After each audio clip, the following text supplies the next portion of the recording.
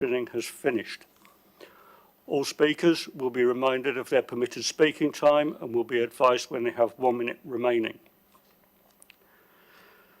May I ask that all committee members avoid repetition and to keep any comments on each planning application to a maximum of 4 minutes. This evening there are 7 items on the agenda and I hope to be finished by 9:30. I understand that planning can be emotive and ask that everyone remains polite and professional throughout this meeting.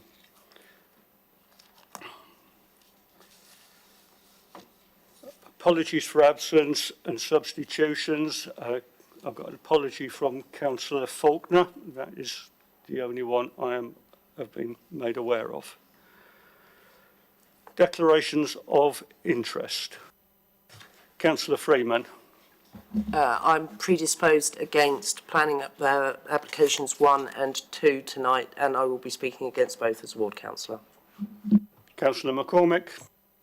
Similarly, I have reservations about items 1 and 2, and my name has been on written documents in connection thereof, so I'm going to recuse myself from consideration of those 2 items. Thank you. Councillor Rattigan. Thank you, Chair. I'm predisposed on 1 and 2 and therefore will be removing myself from the chamber. Thank you. Okay. Thank you. Right, urgent matters. I have none. So minutes of the meetings held on the 8th of March and the 29th of March. Is everybody happy with those? Could I have a proposer, please? Councillor McCormick and seconded by Councillor Frost. I will sort those out after the meeting. Thank you. Right, applications for...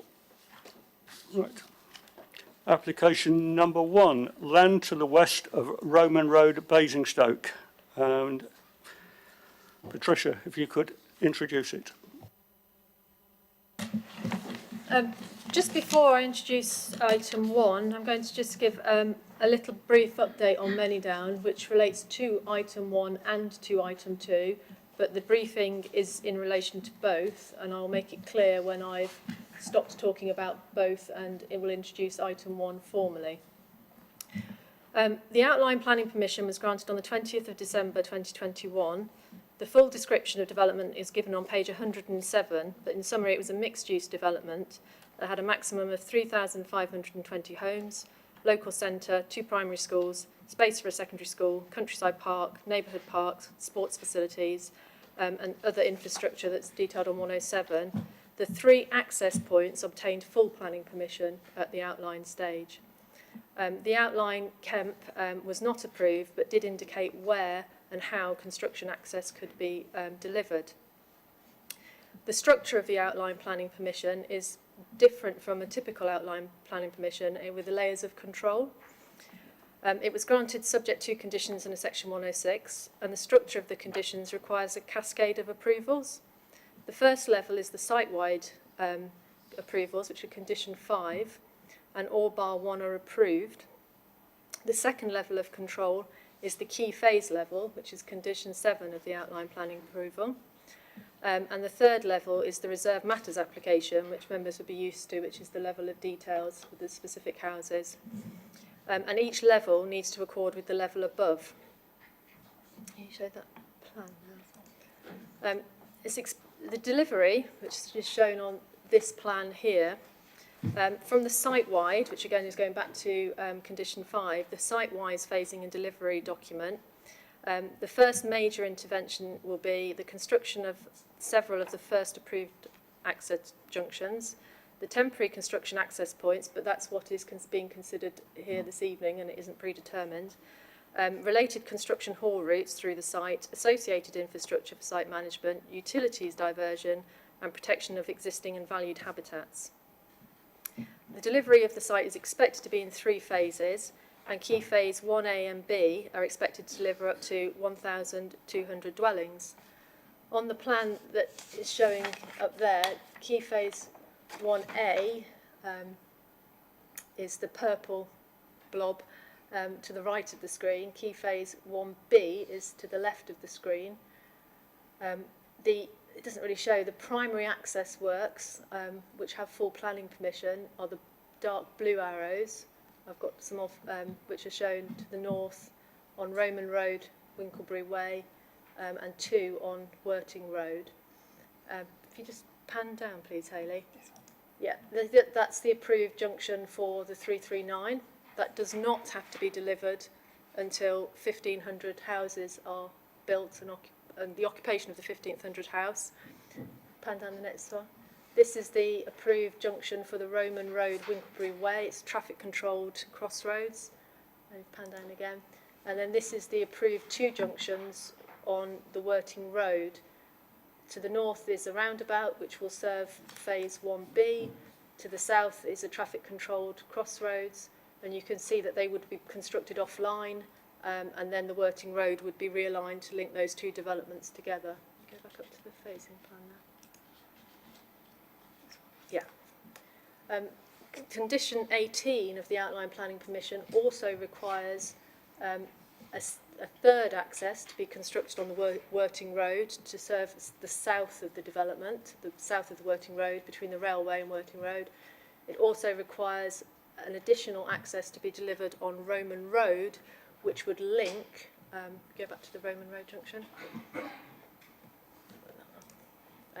As you can see from this plan, the roundabout to the right, Roman Road will be blocked. So you will not be able to come off the ring road and turn left into Roman Road. You'll have to travel onto the Many Down roundabout, come into the Many Down estate, and then travel back onto Roman Road through the access that's required to be delivered by condition 18. That's the sort of end of the briefing on both applications. So I'll now we're now considering item 1 only, which is a full planning application for the creation of temporary construction access from Roman Road in connection with the Many Down development site, including widening and alterations to the existing highway, along with other associated works, including drainage, landscape and utility works. Page 71 says that the main reason for the access is the construction of the eastern side of phase 1A. You can go back to that phasing one. Yeah, the construction of the eastern side of phase 1A and the countryside hub, and the land between phase 1A and the 339 and the 339 access junction. There is an update to this item. It's on page 3 of your update papers. Members visited the site on Thursday the 16th of April. It's just a quick summary of what occurred. Councillor Abigail Compton-Burnett has updated her comments and has withdrawn her objections. The planning history, since the publication of the report, the planning history listed on page 66 has been updated because 2 further conditions have been discharged. And in the other matters, the applicants have provided a response to the alternative access that was tabled by members. Our response to this is that although it's triggered by this application, it is separate from it and is not for consideration through the application, which must be considered on its own merits. And then there is some amendments to conditions. Condition 14 is to capture delivery as well as construction, and condition 19 is to capture scheduling of works in relation to other planned highway works. The other alterations to conditions are very minor, but they're just listed there for completeness. Thank you, Patricia. If we could have our first speakers, please, which is Rebecca Smith, Charlie Brown, Barry Crabb, David Ainsworth and Joe France. Should speakers... Objector first. Sorry? It's the objector first. The objector? Then in support. Yeah. All right, sorry. Sorry, could we cancel that? We had a late addition. Could we have Mr Evermy to the speaker's chair, please?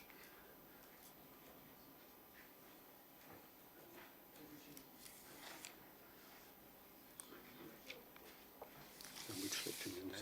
Yeah, sorry, it's objectors go and then Okay, support. fine. Isn't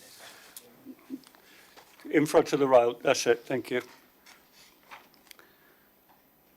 Good evening, Mr Evermy. You have 4 minutes. I'll warn you when you have 1 minute remaining, and it's the right-hand button on the deck in front of you, and it'll light up red. Thank you.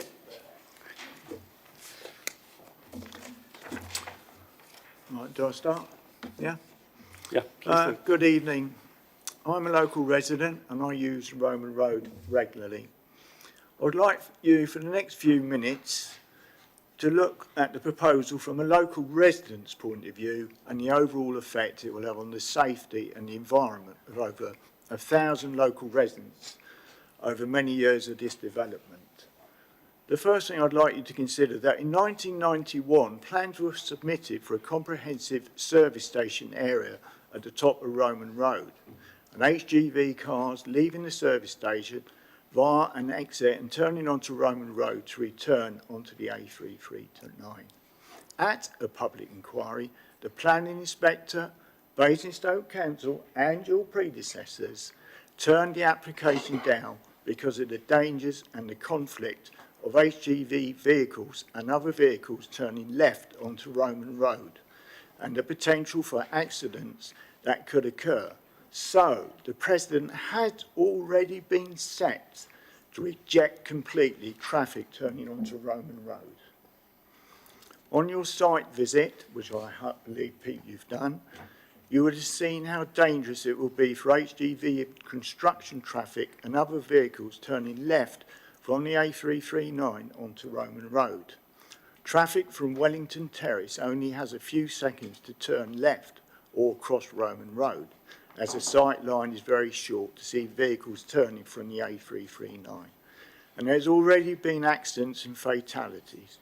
Please stop and visualise how dangerous this junction will become because of the increased construction traffic, especially HGV and other construction vehicles. And I would like you to visualise a 40-tonne, 6-axle lorry travelling at 40 miles an hour with a stopping distance of 120 feet. With that in mind, on your site visit, you would have seen the sweeping S-bend at the bottom of Roman Road and the position of the site construction entrance on the S-bend. The speed limit on Roman Road is 40 miles per hour. Now visualise a car travelling at 40 miles an hour, driving from the bottom of Roman Road, and as it goes through the S-bend, it's confronted by a 40-tonne HGV vehicle entering or pulling out of the site entrance or turning right across the road. Because your stopping distance in the car at 40 miles an hour is 118 feet, and your sight line has already been reduced on the S-bend. Urban and Civic official figures state that there will be 200 construction movements per day, of which 25% will be HGV vehicles. That's 50 HGV vehicles per day. Please stop and think about that figure using the site entrance. They are also You going have to build 1 minute remaining. 250 to 300 dwellings per year. That's approximately 1 car per dwelling. Please stop and visualise just for a moment and imagine HGV lorries, other construction vehicles and private cars entering and exiting onto Roman Road, onto the S-bend, and at the other site entrance at the top of Roman Road. For residents, this will be a major issue with rat runs, increased danger to pedestrians, pollution levels and vehicle noise. And finally, I believe that each of us in this room tonight has an obligation of duty to care to protect other people. Please stop and think about this in relationship to this proposal and the unnecessary risks that people's lives will be exposed to if this proposal is allowed. Thank you for listening to me. Thank you, Mr. Everly. If you can stay where you are just for a moment and turn your microphone off, please. Questions for Mr. Everly? No? Thank you very much. You've returned to your other seat. Now, if we could have the speakers I asked for earlier, Rebecca Smith, Charlie Brown, Barry Crabb, David Ainsworth and Joe France, please.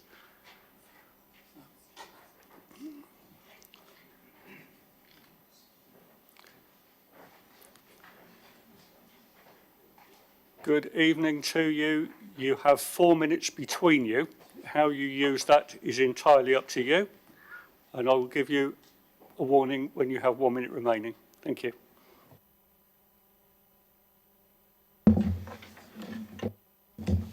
Thank you, Chair, and thank you for the opportunity to speak in support of this application. I'm Rebecca Smith, Communities and Communications Manager for Urban and Civic. My colleagues and I are here this evening on behalf of the partnership delivering Manidown.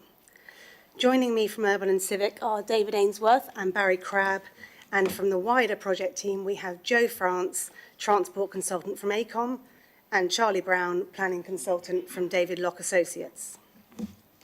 Since outline planning was granted at the end of 2021, I've been working closely with the local community on a range of topics, including residents' concerns around traffic, and in particular that of construction traffic.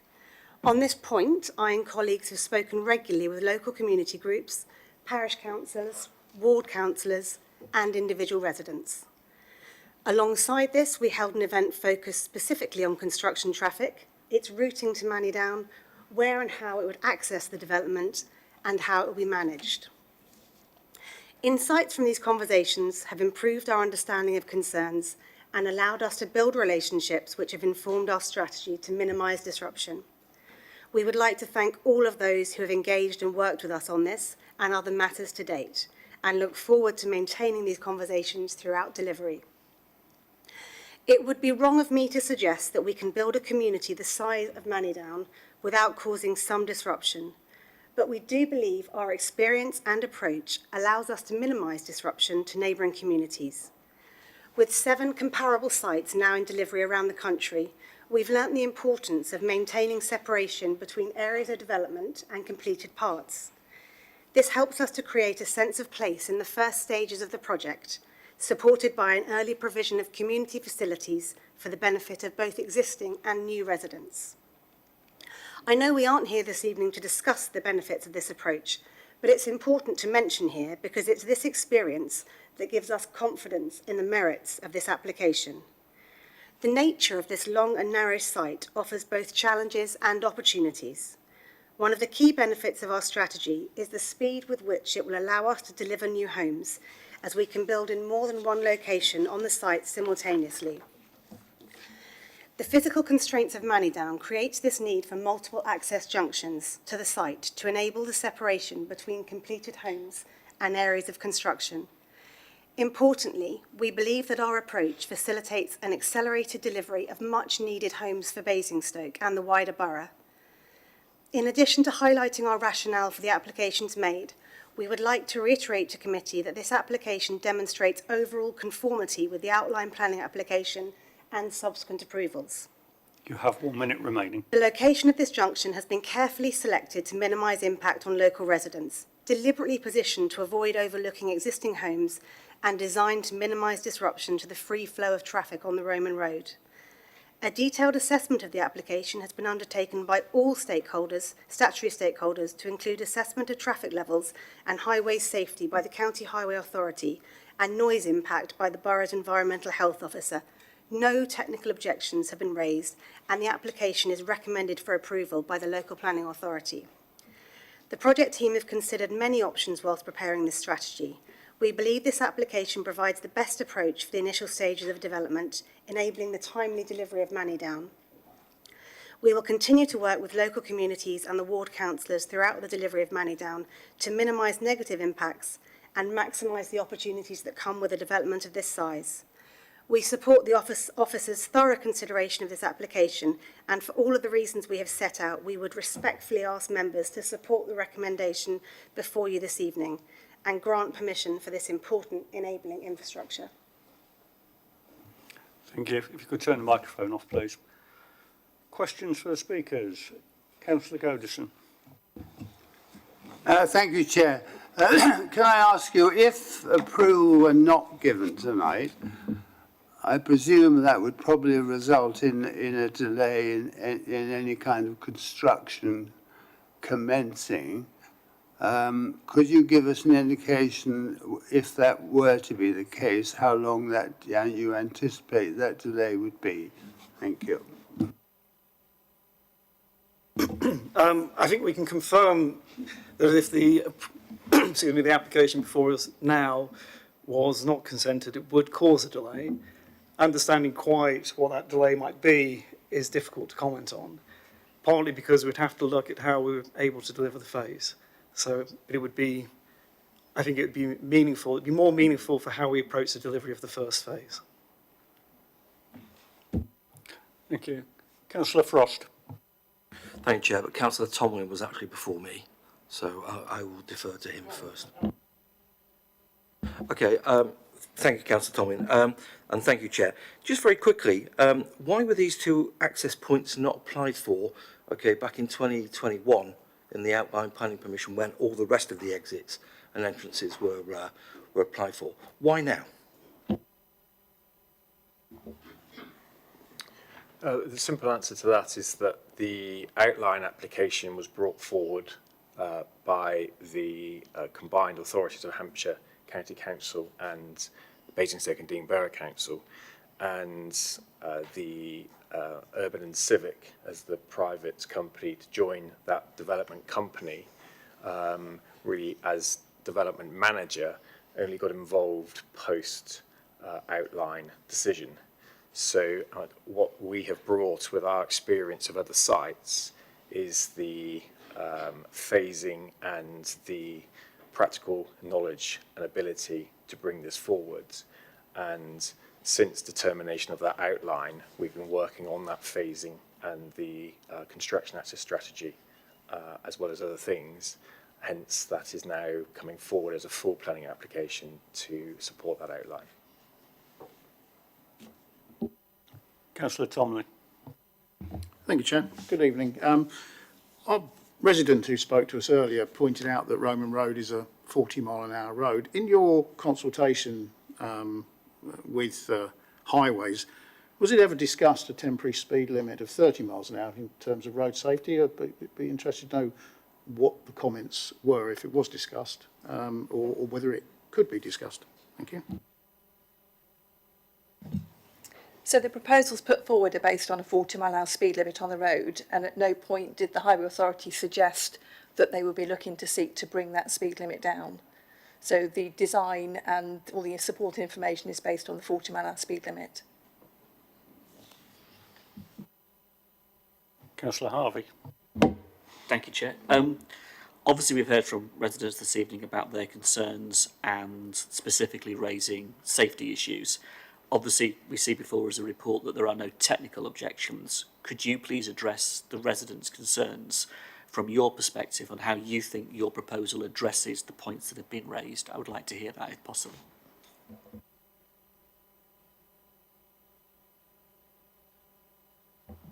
Thank you. So, well, obviously the application, as Rebecca indicated, has been particularly located in terms of its positioning along Roman Road to reduce conflict with existing properties as much as possible. So that's been a primary consideration. And obviously the application itself has been subject to quite intensive technical consultation with Hampshire Highways, as you note, and in respect of undertaking quite a detailed safety audit as well.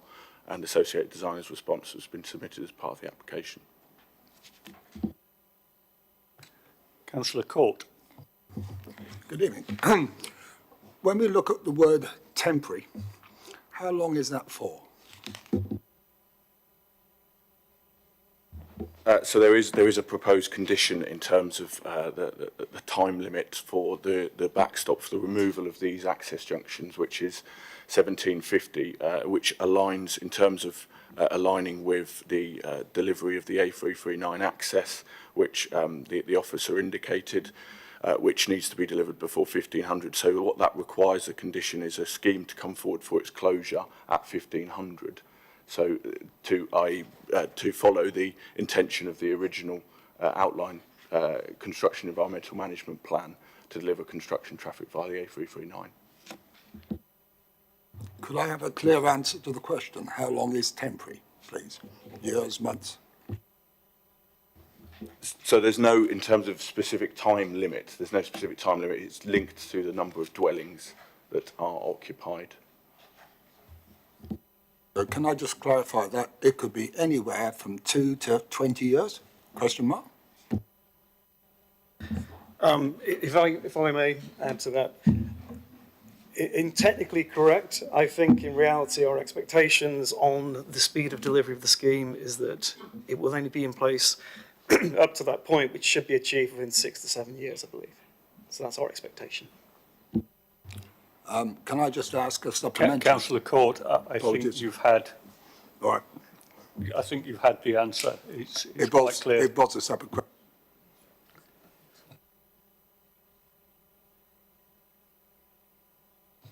Thank you very much.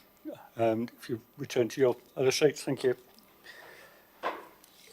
And if we could have Councillor Freeman and Councillor Lee, please. Freeman. So you just want to stick their head out the door? Yeah. So,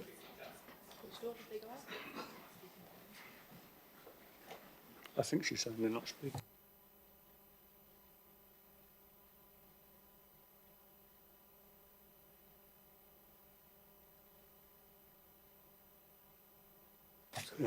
Good evening, Councillor Lee. You have 4 minutes. I'll warn you when you have 1 minute remaining. Thank you, Chair. Members, we are all well aware of the history surrounding the Mennydown development. The land has been the cause of much concern when we talk about development and developers within our borough. This frustration is felt considerably by the residents of Winklebury, particularly those living close to the land. For many years, residents have been promised that their lives would not be impacted too much by the development. Many welcomed the developer working with them to try and minimise any significant impacts. At various early stage meetings, they were told site traffic would enter to the north of the site along the A339, and the outline construction environmental management plan written in July 2018 seemed to confirm this by stating that there are 4 assumed strategic construction access routes for all phases of the development and 1 access route that would only be used until an on-site construction haul road is completed. It is envisaged that the haul road would link a junction on the B3400 Worting Road to a junction at the northern end Roman Road. Of these 5 routes, only 1 includes the use of Roman Road, and this is to move site traffic between the Roman Road roundabout to the north, to the B3400 and then into the site by a new southern entrance. It can be assumed from the previous statement that an internal haul road would be built north to south to remove site traffic from using Roman Road, yet the planning statement submitted for these applications states that the entrances are to be used for the duration of construction. Whilst the developer continues to state that they are working with the community to address their concerns, this suggests that the concerns of current residents of Winklebury are not being addressed sufficiently by completing works on a new A339 junction as soon as possible. As the ward member for Winklebury and Mennydown, I know that for roughly 1,100 people, Roman Road or Way is their sole means of ingress or egress to their homes. They have no other alternative but to use these roads, which have significant traffic flowing due to their nature and location. Residents are more than aware of what happens when traffic builds up along this route. Building site entrances will only further endanger those living nearby by causing rat running through quiet housing estates. This is already known to happen, as seen when work was conducted at the bottom of Roman Way. This significantly increased the number of vehicles using roads such as Wickham Drive to avoid lengthy delays.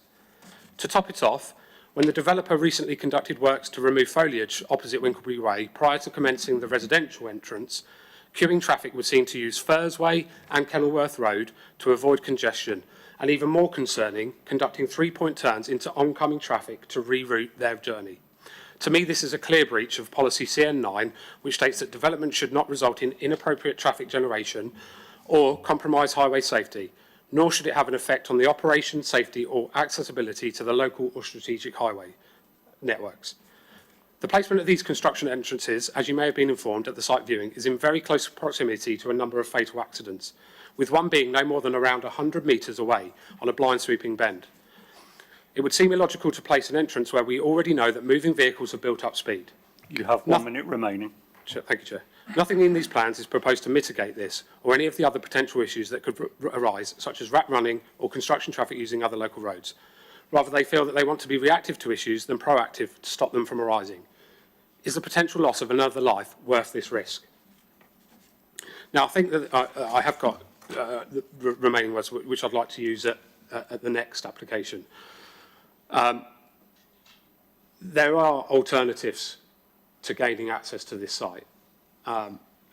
In conjunction with the next application, which wasn't in the original plans, residents have been promised a different way in.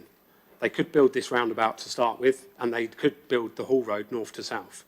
I can't understand why they're not choosing to do this. It seems that it's a quick way to start the building rather than actually serve the residents of Basingstoke and Dean. Thank you, Chair. Thank you. Questions for Councillor Lee? No? Thank you very much. Questions to officers, and we do have the benefit of Hampshire County Council Highways officer here. So, Councillor Tomlin. Well, taking up that advantage that we have of a member of HCC's Highways with us, could you explain why you feel that whenever you seem to see roadworks in this country, we reduce the speed limit, and we have a particularly interesting situation of a 40-mile-an-hour road, as you heard the local resident said about vehicles coming expecting a 40-mile-an-hour limit. They'll be going faster as they enter the roads, and also the fact we've got HGVs with the stopping distance. So would it not be sensible, because I cannot believe that it isn't a requirement, to reduce the speed limit? It would make things instantly safer. I still would rather not be hit at 30 miles an hour by an HGV as opposed to at 40, but it would be better. Can you explain, please? Thank you, Chairman. The change of the speed limit not only involves Hampshire County Council, who would have to carry out the procedure of a traffic regulation order, but part of that consultation is with Hampshire Constabulary, and it is Hampshire Constabulary's reluctance to change the speed limit that is preventing it from being changed.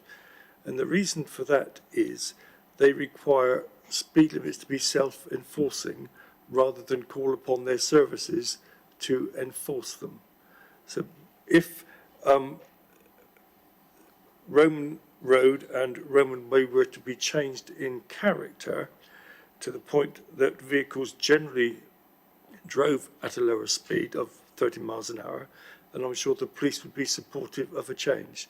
But at the moment, it is a spine road, although it doesn't actually go through the middle of a development, but it's, in historic highway terms, a local distributor road, and it is expected to carry speeds or vehicles of speeds of in the order of 40 miles an hour. As we all know, Roman Road is very straight. It has a few hog curves and sag curves, which is the hills and the valleys as you drive along it, as I'm sure all the members of this council are aware of.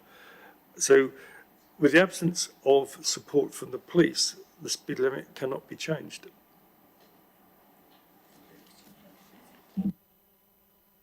Any more questions? Councillor Frost. Thank you, Chair. Generally to officers, we obviously have these two new entrances that you're asking us to approve. How much quicker? I know that other members have asked this of Urban and Civic, but how much quicker will this actually bring in development, and will it enable us to achieve a 5-year housing supply quicker? I can't give specific dates because I don't have access to the construction information, but based on what was responded to from there would be a delay if these were refused. Therefore, if there is a delay, then the other side of it is if they were approved, it would be quicker.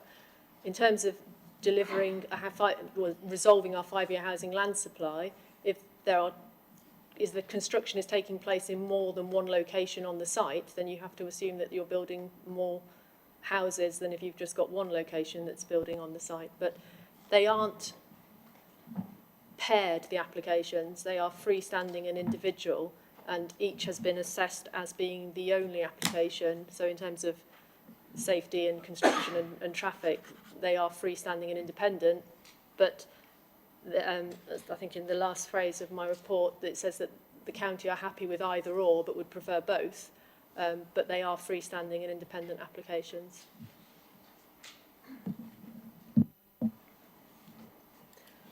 And just in terms of how long it would take to deliver, there is it's going back to Councillor's question. If you go to page 72 on the report, with the phasing that's proposed, the temporary nature of it, which is that the two purple blobs, the 1,200 houses, the 339 access has to be delivered at 1,500 houses. It has to come forward earlier if a dwelling that is dependent upon it is built, but the backstop is 1,500 houses. and then at that point of the delivery programme, when they are building or have built out the 339 access, they will know when they want to close and what the timescale is for closing the temporary access, and then that would be closed after 1,750 dwellings. So there'd be another 250 dwellings maximum from the construction of the 339 access and the closure of the temporary access. And that, at a build-out of 250 to 300 dwellings a year, is somewhere between 5.5 and 7 years, as the officers consider. Councillor Harvey. Thank you, Chair. Can I thank our colleague from Hampshire for being here this evening? We don't often have the opportunity to ask a highways expert in the context of these, and thank you to our officers for standing in on numerous occasions. Could I ask you, in terms of your county council position, you are not objecting to the applications. You are saying that this is a safe proposal. Could you address the residents' comments and the other comments in relation to road safety and in relation to the access as technically proposed, and why you consider that it is safe and it is appropriate and there is no objection? Okay, thank you, Chairman. I think what I would say to that, first of all, there can be absolutely no guarantee that there will not be a collision between vehicles on Roman Road, whether they be involved with the construction of the development or not.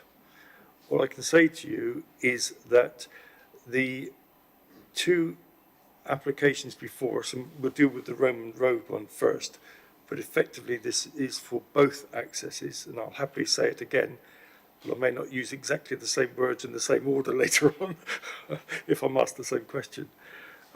The access before us has been submitted not only to yourselves as a planning application, but also separately to the County Council for an agreement under Section 278 of the Highways Act 1980, which is something that members may very well have heard numerous times in the past. Part of that consideration is a review of the implications of that access in road safety terms. And the developers provide, at the request of the County Council, an independent road safety audit of the proposal. And that has been carried out.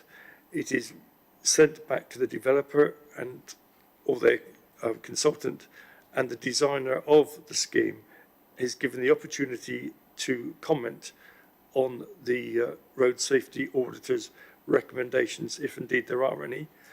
And it is then submitted as part of the package. The road safety auditor has not raised any issue specifically about either of these two junctions. The visibility displays for traffic emerging from the site's accesses has been based on recorded speeds along Roman Road. So I'm confident that there is sufficient land being made available for the visibility displays to enable vehicles to turn out safely. You cannot guarantee that every driver will do that. When I look at the personal injury accident record for Roman Road, and we do it over a rolling 5-year period, as we know, there has been one fatal that had absolutely nothing to do with a junction. There have been a number of other incidents where people have turned out of the side roads into the path of vehicles going along Roman Road. Sometimes these things happen because people misjudge other vehicle speeds, and there's nothing you can do to prevent that, because that's just down to human action and judgment. So that's why I cannot guarantee there'll be no additional incidents.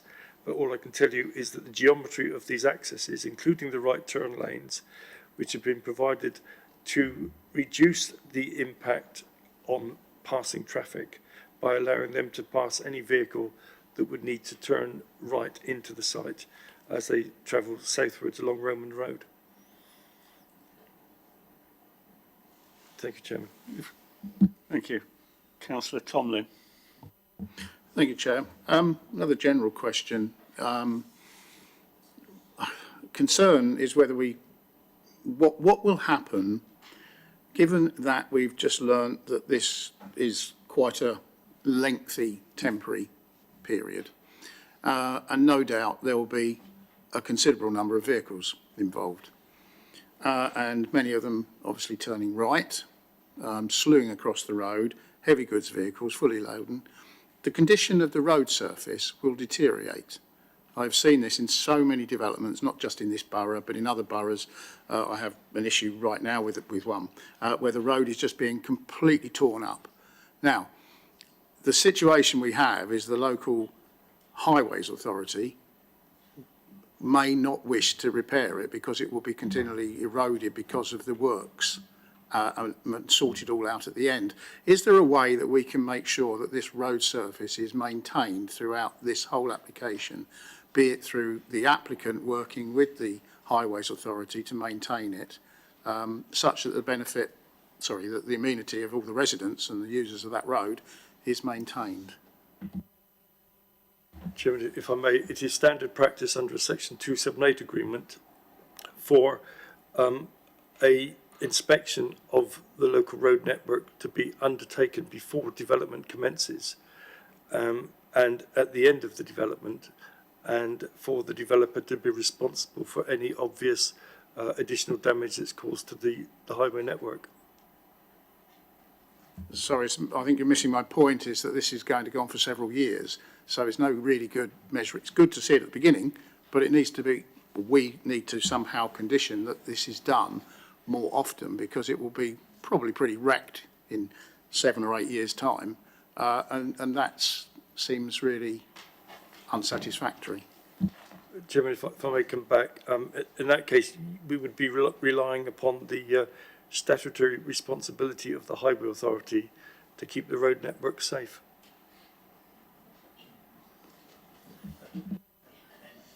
Any more questions for officers? No? Thank you very much. In that case, debate. Councillor Frost. Thank you, Chair. It's quite an interesting conundrum here, because obviously we have this one entrance under the first under item 1, okay, which is being considered. But I've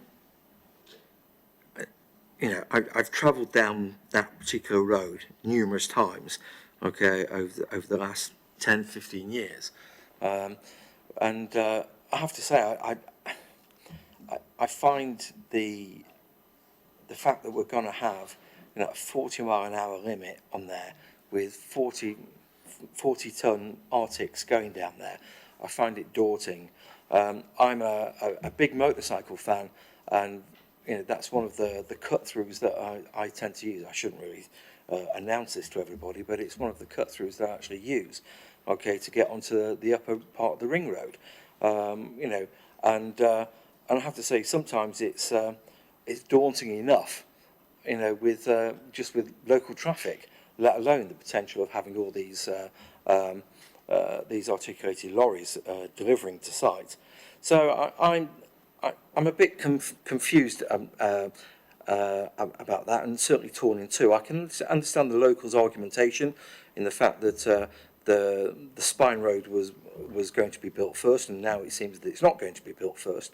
And I'm also a bit concerned with the fact that we don't seem to get an answer, okay, when we ask about is this entrance or both entrances going to increase the speed of build, okay. I know it's very difficult, but I'm struggling to justify, okay, the creation of one, possibly two more entrances if we take both applications together, okay, if it's not going to actually increase the building, the rollout of the build, because I just don't see the point. So and it just upsets residents and ruins the road. So I'm interested in what everyone else has to say, but I'm struggling to see the benefits of this application. Councillor Harvey. Thank you, Chair. I think, without question, the residents have got concerns that they've raised this evening, and their anecdotal and life experience is something that is important and we need to hear, and we've heard that this evening. And then we have to set that aside against the technical information that we have in front of us. We have an application in front of us. We might want to reduce the speed limit to 30 mile an hour, but that isn't before us. And it isn't on the table this evening as part of this decision. That's a matter that we may all want, but it's not in front of us this evening. We may all want to have a different design. That is not on the table in front of us this evening. We may have an alternative. That is not on the table in front of us this evening. What we have in front of us this evening is the application that has been submitted by the applicant. Is that application in front of us in any way technically flawed? It is not, from the evidence we have in front of us. It is technically sound. The officer from County Highways has said as much. Yes, there are many issues to do with many roads that relate to road safety that we would all see differently. In each of our wards, we would have those particular issues. Are those matters that would change a decision in front of us that stand up to scrutiny beyond this committee? And I don't believe they would. They would not stand up to scrutiny in front of an inspector, nor would they stand up to scrutiny in front of the police, because we've heard that. That is not even a consideration in front of us this evening. It is just the application. The junctions have been designed with displays, with distances, with appropriate extra lanes. They've been designed in such a way by the applicant that has met those technical tests. That's what we have to judge. Yes, opening up 2 parcels of land in the context of this design will result in speeding up housing delivery. By its very nature, it will result in speeding up housing delivery. That isn't in front of us this evening. That's not part of this equation, but it's a relevant question to ask because it will do so. By its very nature, it will do so. The application in front of us is purely based on the technical element of the junction, the proposal, and that's what we have to weigh up. And on the basis of the evidence in front of us, I see nothing that would stand up to further scrutiny. It is technically sound, and therefore I would move the officer's recommendation based upon that. I can't see, with all due respect to the residents' concerns and with all due respect to what's been said, that there is a technical planning reason within policy or within NPPF or within Hampshire Highways consideration in the 278 Act or any of the other elements of Acts that would stand up to further analysis. It is sound, and therefore I would support it on that basis, and I would move the recommendation as such. Thank you. It's been moved for approval. Is there a seconder for it? Yeah, thank you. Councillor Tomlin. Thank you, Chair. I was going to second this. Obviously, it was a race to fingers get on in the air. But what I wanted to say was that I would ask that we, within our power, when we require a construction management plan, which is part of the condition that we have, that we add into this questions on how the applicant will manage queuing of lorries, because we will end up with queues because they will all come at 7:20 in the morning. They will always get there early. I've seen it on every building site I've witnessed. There will be a queue of lorries, and we will cook that. Looking at the design, it's not designed to hold that many vehicles. So I'd like that we put this in there, how they will manage this, and also how they will manage potential rat running of their suppliers through the local road network. I could explain how I might do it, but I think that's for them. And I still maintain how they can regularly check the surface of the road and then obviously report it to the local highways authority. So it's those sort of things I think we need to embellish and require of the applicant, but I fully agree that this is an important strategic application to allow this site to come forward. So anyway, it's been moved and it's been seconded, but I would ask the movers whether they would consider my request for this construction design management. Councillor Harvey. Mike, do you want to come in first before I say anything? In response to that, we would suggest an informative to go on to this decision notice to say that when submitting further details through the Cascade Agreement, that they're picked up if they're not already picked up in the documents about it's on-site management of lorries. It's a big site that you want them to queue in the site, not on the road, and to survey the road and just managing the traffic coming into and off the site.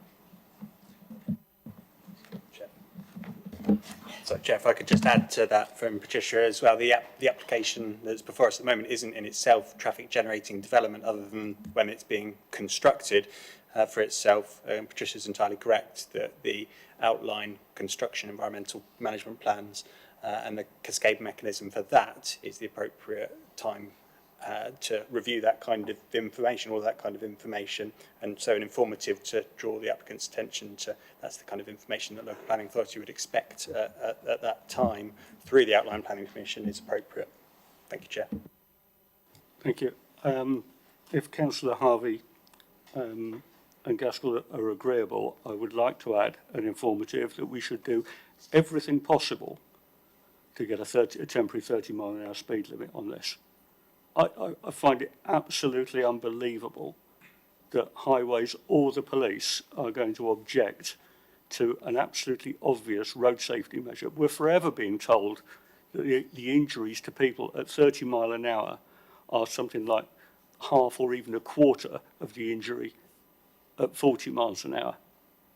I just can't believe anybody would actually not want a 30 mile an hour speed limit, temporary. You see them regularly, temporary 30 mile an hour speed limit, and it's a construction site. So if Councillor Harvey's agreeable, I would like an informative on that we look into getting that done. Thank you, Chair. The applicants have confirmed in a letter to members of this committee and to the ward members that they do have an intention to carry on seeking a 30 mile an hour speed limit and that they will be investigating that and taking it as far as they can in conjunction with the local community, Hampshire County Council and the police as well, and have rightly pointed out that part of that consideration from the Hampshire Constabulary in particular in terms of the change of character of the road is that there would be more intervention. The more interventions there are, the more the vehicles would slow, so this would support that attempt to seek a 30 mile an hour speed limit. So I think an informative along those lines is perfectly acceptable and meets with the applicant's intentions anyway. Councillor Harvey. Thank you, Chair. Just to say, as moving the motion, I'm happy with that. Informative if Councillor Gaskell is too.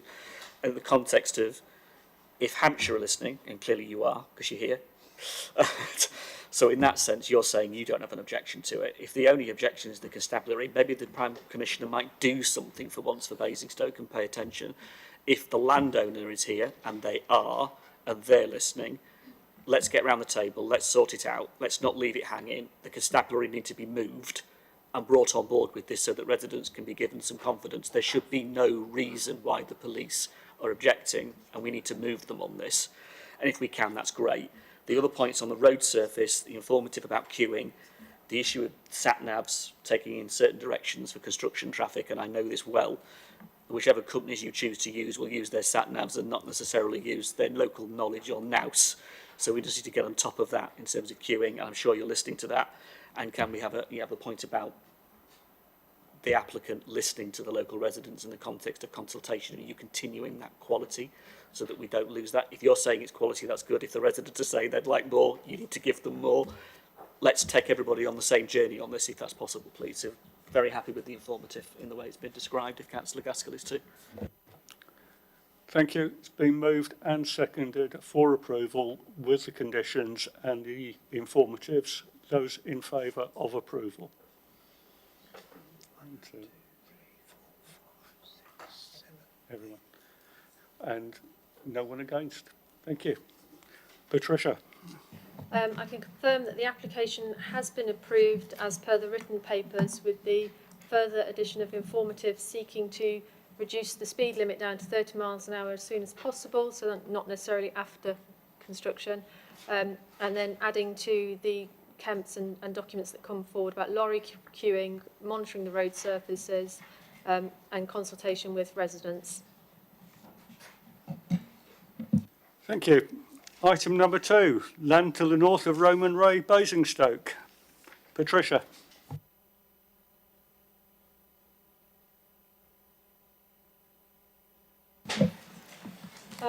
This is item number 2. It is a full planning application for the creation of a temporary construction access from Roman Way in connection with the Many Down development site, including widening and altering to the existing highway, along with other associated works, including drainage, landscape and utility works. Just to draw your attention, the applicant's stated reason is given on page 113 of the main papers, to construction of the western side of phase 1A, including the creation of a new traffic controlled junction with Roman Road and Winklebury Way, the school, the first primary in phase 1A, and the access to a haul route that would feed 1B, and that would be a reserve matters application under condition 4, and this access would also serve the land between phases 1A and 1B. There is an update on your update papers, which starts on page 7, just confirming that members visited the site. Consultations, Councillor Abigail Compton-Burnett has updated her comments and has withdrawn her objection. Again, the planning history on page, on the main papers, 2 further conditions have been discharged. The other matters, again, that the applicants have responded to the proposed alternative route, but the officers confirm it's separate from and not for consideration through this application, which must be considered on its own merits. And again, then conditions, the hours of construction is amended to capture delivery, and condition 17, the construction management plan is amended to capture scheduling. Again, the further conditions are altered with small typos, and it's not intended to go through those, just for completeness. Thank you, Patricia. And if we can have our speakers again, and first on my list is Charlie Brown, Rebecca Smith, Barry Crabb, David Ainsworth and Joe France.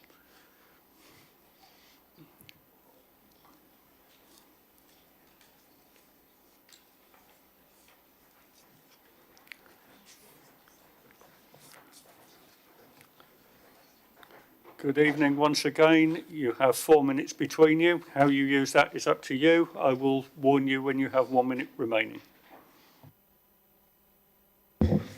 Thank you again, Chair. Being respectful of everyone's time this evening, I won't repeat the advantages of our strategy that I set out earlier, but they apply equally to this application. The temporary junction at Roman Way and the connecting on-site road network reduces construction traffic along Roman Way, the Roman Way roundabout, Worting Village and the B3400. It also enables the separation of construction traffic from completed areas. Once again, we support the officer's thorough consideration of this application and would respectfully ask members to support the recommendation before you this evening and grant permission for this important piece of enabling infrastructure. Thank you. Questions for the speakers?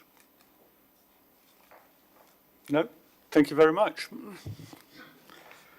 If we could have Councillor Freeman and Councillor Lee, please.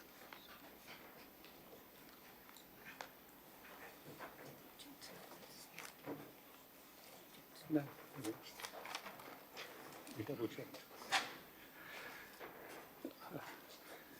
Councillor Freeman, you are first on the list. You have 4 minutes. I'll warn you when you have 1 minute remaining. Thank you, Chair, members of the committee. Now, this application, far more than the first one, is just unsafe. There was a fatality very close by, only in January last year.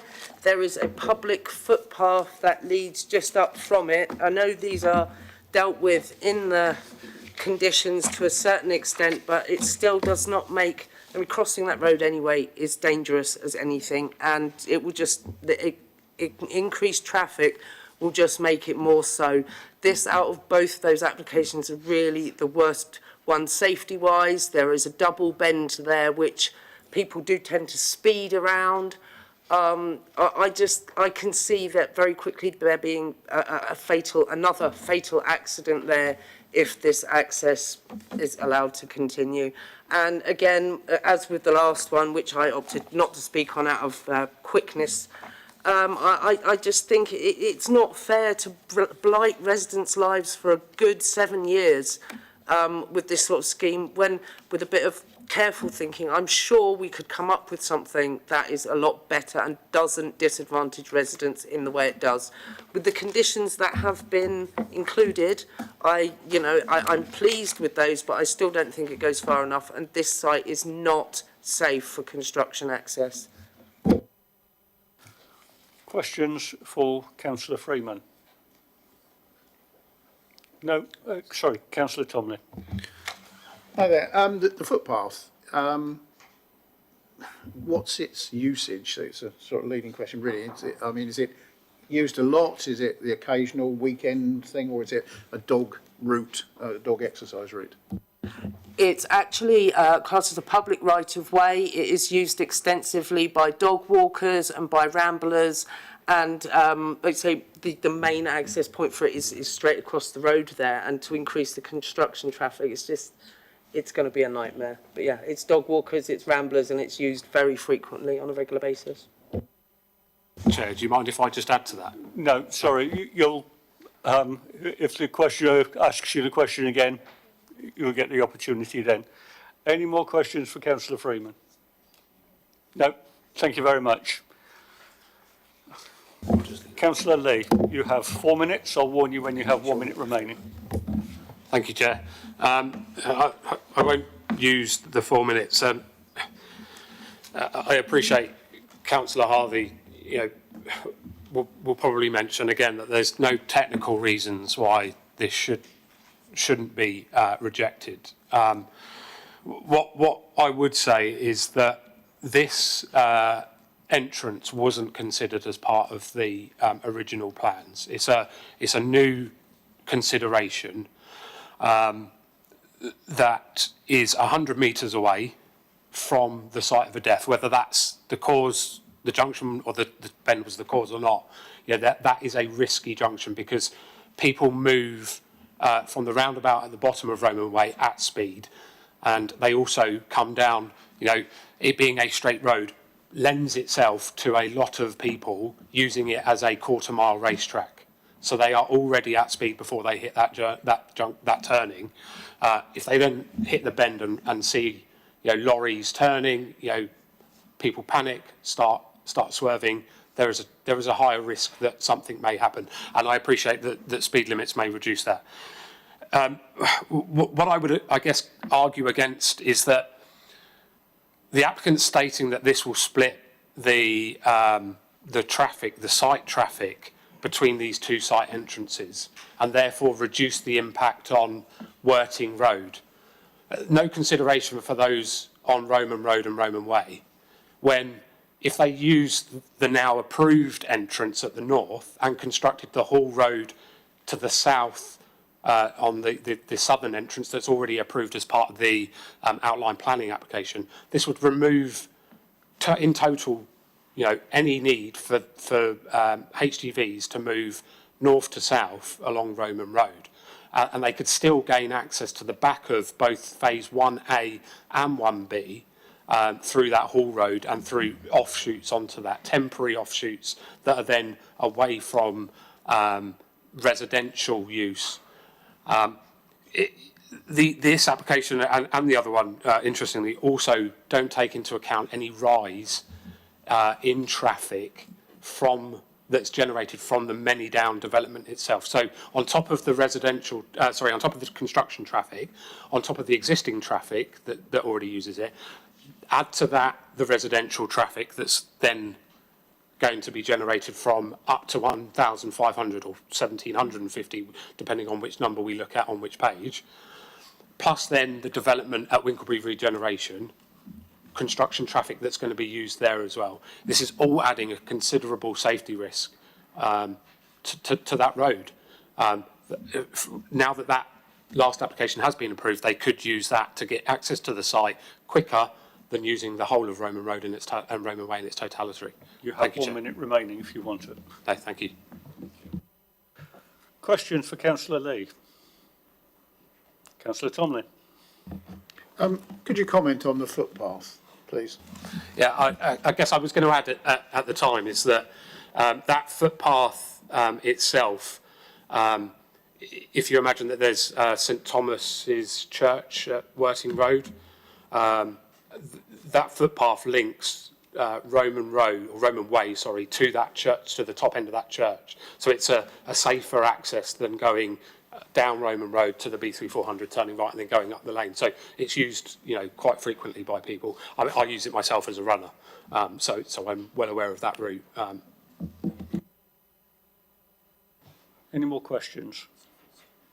No? Thank you very much. Questions to officers? Councillor Tomlin. Thank you, Chair. Looking at the block plan of the site, I don't actually know the length of a articulated lorry, but could I be assured that that parking lane is the right length to take a lorry? Because it certainly looks a bit short to me.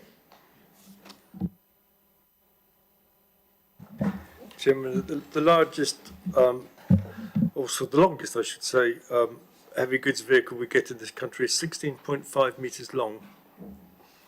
I cannot tell you from just looking at that drawing just how long the right turn lane is. And I'm afraid I haven't got a detailed drawing in front of me. But I would suggest that you could get two vehicles of that sort of length in there. And I think it's worth knowing, having spent quite a few years inspecting road construction on residential development sites, that you rarely get two vehicles of that size arriving together. And what you do get on maybe one day, particularly close to the beginning, is a number of lorries that are shorter than that carry materials for building the road. So the first section of road, you could very well get a number of lorries turning up fairly close to each other, and assuming everything's working okay, they will have to be arranged probably by the lead contractor to stop and telephone in to say when they'll be arriving, and they'll be called in. So you don't normally get vehicles stopping out on the immediate highway network very often, but occasionally you just might. But generally speaking, for the vast majority of the time, once the initial bit of road has been constructed, there'll be the ability for the lorries there for the next section of road to be constructed to park within the site. So generally speaking, this will only happen once at each of the accesses, and that will be for a single day. And so all I'd say to you is the right turn lane the length of it has been judged to accommodate, I won't say the maximum, but the vast majority of instances where lorries will be turning to the site. Also remember, it will be there to accommodate the operatives who drive there in the morning before the deliveries arrive to start work on their particular trade, whatever that might be. And again, you normally get the ground workers in there first because they do the drainage and the roads, and then as you develop the site, you get the other trades coming in, obviously the bricklayers, etc. And then you get the people who finish the houses inside, the carpenters and the plasterers and all of those. So there's sort of a build-up of operatives over time. Can I just, whilst I've got the floor, if I may, Chairman, go back to the comments about the speed limit. I'd just like to emphasise that my comments earlier were in relation to a permanent change of speed limit. And I can see the advantage, and Chairman, you're quite right, temporary speed limits are put in roadworks, and it may be that further discussions have to be held with the police on that matter. Thank you, Chairman. Just to carry on from Ray, also this is just a planning application for an access, and it's had to come in as a full planning application because the area of the highway was not within the outline application red line. But further to this access, if it were to be approved, there would be a reserved matters for infrastructure come forward. So at the moment you have a red line and it stops, it sort of falls into a wilderness. If this were to be approved, or if we talk about the northern one that has been approved, there will be a reserve matters application that comes in that creates a haul route from the access into the site, and that would require reserve matters approval through the outline planning permission. So things like contractor parking, and we've also put a condition on the proposed for this application, and it was on the northern one, of no gates to be erected other than those approved by the condition. So the no gates are put in that suddenly blocks it off and forces vehicles to wait on the highway. So this is just an access, and it's sort of a very small red line, because everything else would be captured by the reserve matters infrastructure applications that will come forward, which are all then tied to the outline conditions relating to the Kemps and the construction managements, the details of the reserve matters that come forward. They will also consider if a reserve matters has been approved, what's the impact of construction and haul routes on built development, as opposed to just a red line around a site with nothing on it. So it does look like it stops there and that's the end of the world, but there will be more development that comes forward, and that will need, I say, reserve matters approval under the conditions of the outline application, and things such as where lorries will pull in, where contractors will park, where the construction hut will be for the T's, and that will all be considered in the future. Chairman, sorry, forgive me for interrupting, but can I just come back and talking specifically about this one, and it is equally relevant to the previous application we've discussed. Whilst these works are being constructed, the traffic on Roman Way will be controlled by temporary traffic signals. So that you won't have continuous two-way flow past these works. You'll basically just have traffic signals that stop one direction of traffic to allow the other one through, and then it will clearly change. Thank you. Councillor Frost, did I see your hand up? No. Councillor Gaskell. Thank you, Chair. I have two questions. The first one is to our County Councillor. We've raised a few issues today regarding traffic safety and road conditions, blind spots. So there's obviously risk there. That risk will need to be managed by the contractor on site. Can we have your assurance that you're going to supervise or monitor that and make sure it's enforced correctly? So that's my first question. The second question is to Basingstoke and Dean officers. We hear that there's a main contractor who's been employed now, so the schedule seems to have changed somewhat, or the design maybe.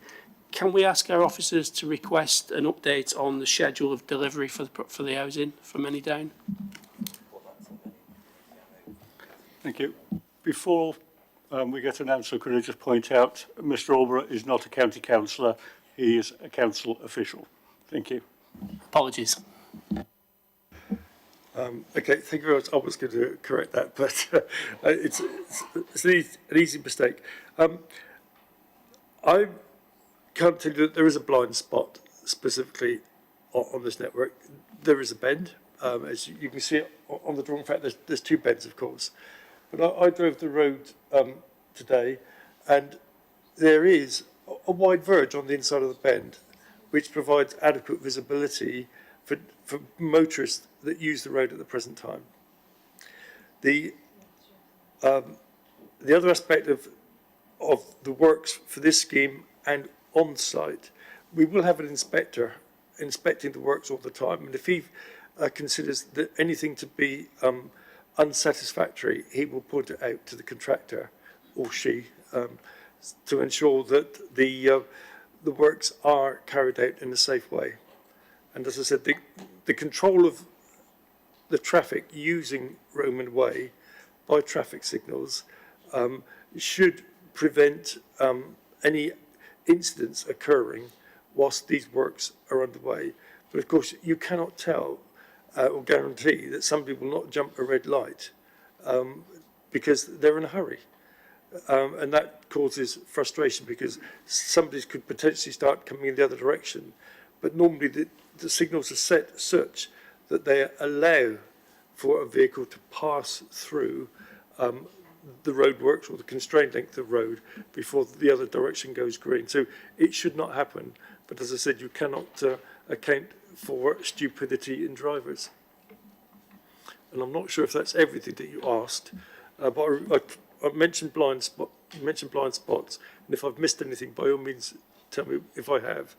I think the fact you mentioned there was an inspector there who's going to be monitoring all the risk registers and what's happening on site and off site, I think that answers my question. Thank you. Okay, thank you. If I could just come on back on the question in terms of when delivery is planned for. Obviously, we have a continuous dialogue with all developers. It's a question that is regularly asked, but in terms of how that's formally reviewed, that's through the authority monitoring report and our colleagues in policy. So I can't put a direct date on it for you, I'm afraid. Councillor Frost. Thank you, Chair. I do actually have, one question, two questions. The first one is to the Hampshire County Council official. You mentioned that the roadwork is going to be protected by traffic lights. What will be the average length of delay, okay, on passing through those traffic lights? And then I have a question for officers. I'm afraid that I won't be able to give you a precise figure for that, simply because nobody knows at the moment that the timing of the lights. That will be worked out later on. All I wanted to explain to you is that the principle of traffic will be controlled past these roadworks. So I'm sorry, but I can't give you an answer that I could honestly put my hand on heart and say that is correct, because that's not been the calculation has not been worked out yet. Thank you, and Chair, just my question to officers. With Councillor Gaskell's point about the build update, would it be possible to have that reported back to the Many Down Overview Committee, please? Because I think that's probably the right place to put that sort of question to. Thank you. Councillor Tomlin. Thank you, Chair. A couple of questions for the borough's officers. In the reserve matters detail, is that an appropriate time to thrash out some form of identification or highlighting this entrance to the footpath? Because right now it looks pretty difficult to spot.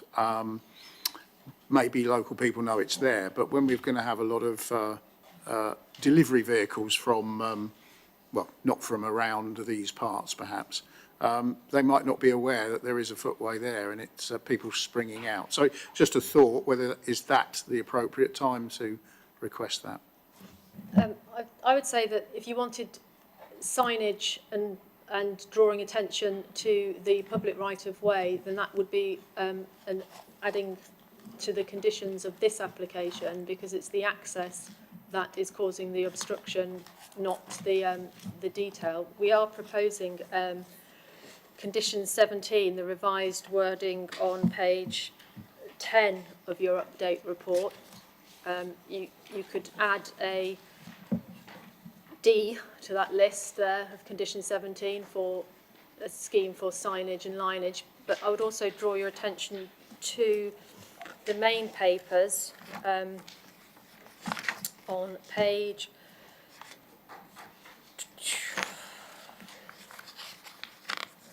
it's where the highway team have commented that they have consulted with the Hampshire County Council officers who are satisfied with the 124. Yeah, page 124, the third paragraph down, where it says item C1, Hampshire County Council's Highway Services team have been consulted on this issue. The lack of a pedestrian crossing facilities. There are no pedestrian crossing facilities at the moment. And they have recommended some mitigation measures for the consultant's consideration. Signing of the exception report, which is to do with the 278 and the highways agreement, will be partly dependent upon the mitigation proposals and subsequent liaison with our chief engineer and road user audit team, and it is considered that this issue can be resolved as part of the 278. So that's the reason why officers didn't include it, because it would seem to be duplicating what was going to be provided by the 278 agreement. If I could add to that as well, Chair, that's covered off very well in terms of what the arrangement is for the temporary construction access period, but I think the question might have been in the future and beyond that as well, when the temporary construction access no longer exists and the housing development reserve matters comes forward, the housing-led reserve matters comes forward. You can see on page 138 that there's a kind of a footpath network around the site, and that it's indicatively or illustratively shown on that plan that it's the applicant's seeming intention at the moment that that would be part of open space to the front of that parcel. And so signage to direct people from that area of space to the existing right-of-way could quite reasonably be part of that reserve matters. So would come forward at that stage, just taking you beyond the contemporary construction access. So, thank you, Chair. And a completely different question.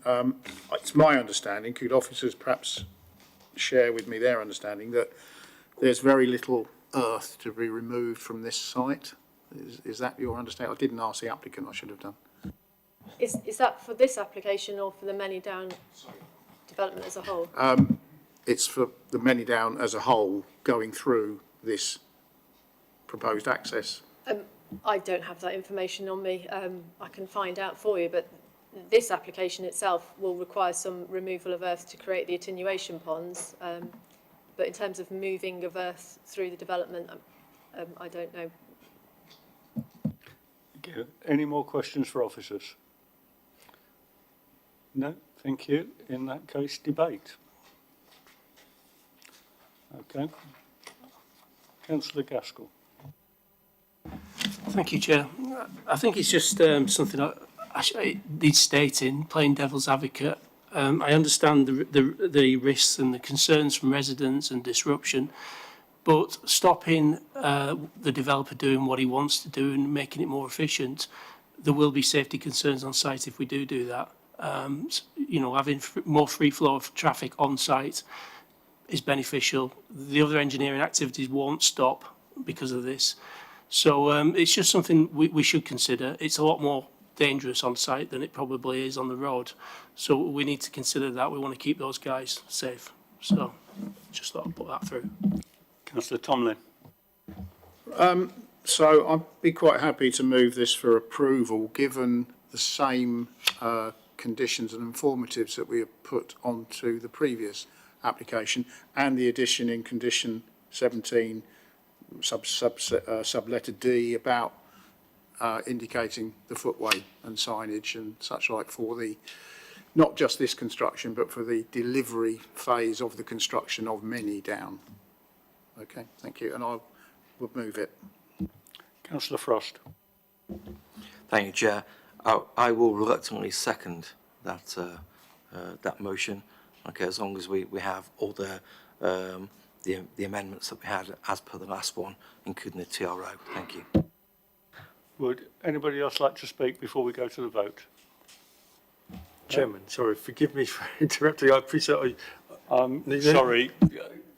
Okay. No. It's been moved and seconded for approval. Those in favour of approval? And that's everybody. Thank you. That is approved. Patricia. The planning application is approved, subject to the conditions on the printed and the main papers and the update paper, with the addition of a clause 17D for signage of the footway, and the same informative that was related to the northern application on item 1. Thank you, everybody. And I'd like to say thank you to Mr. Alborough for his assistance. I wish you were at every one of our planning meetings. It would be very helpful. I think it's probably time we had a 5-minute break. Thank you.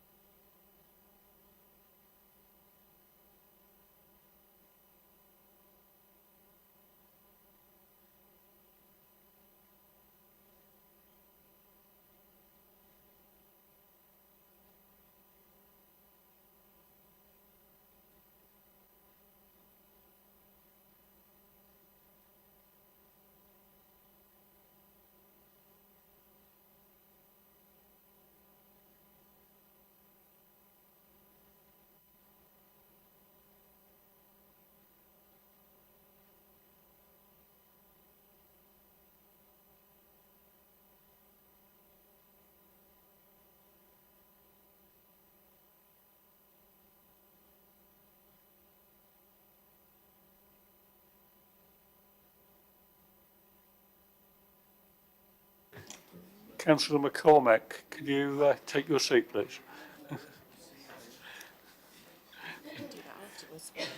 Sorry? Right, item number 3, Southview Cottages, Twinley Lane, Free Folk. Luke. Thank you, Chairman. This is an application at 1 Southview Cottages in Free Folk. Planning permission is sought for the erection of one residential dwelling comprising of 4 bedrooms and is to be sited within the residential garden of 1 Southview Cottages. The site is therefore considered to be previously developed land. The railway line running adjacent to the site demarcates the edge of the area of outstanding natural beauty.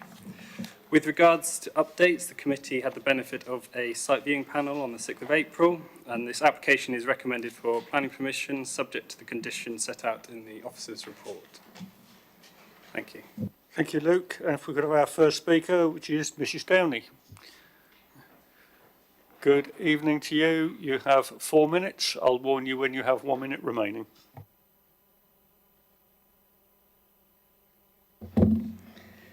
Chairman, members, thank you for your time this evening. I'll try and keep things brief. This application has been running now since 2020 and has been through some minor issues along the way. During the course of the application, the design was altered from a larger 4-bedroom to actually a 3-bedroom dwelling, just to make the point that it's 3, not 4 bedrooms, which became acceptable to the officer at the time. However, as the committee is well aware, this application is in the nitrate vulnerability zone, which has contributed to the delays with this application.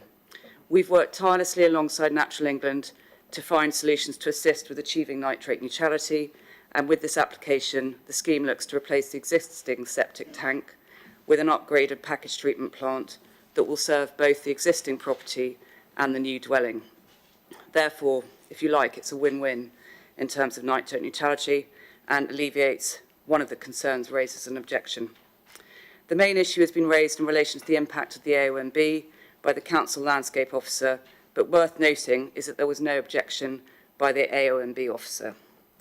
The boundary of the area designation is the railway line, which abuts the application site, so the site is very much at the edge of the AONB. Views towards and from the wider area are restricted as stated in the report, and there are no public right-of-way within the immediate vicinity. The site is on an existing large garden, visually enclosed, and therefore both the previous officer and the existing officer did not agree with the landscape officer, and as outlined in the planning officer's report before you, have afforded their comments limited weight in the planning balance.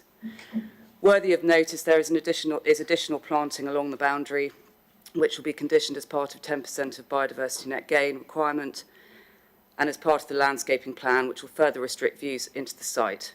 The biodiversity officer had no objection to the application.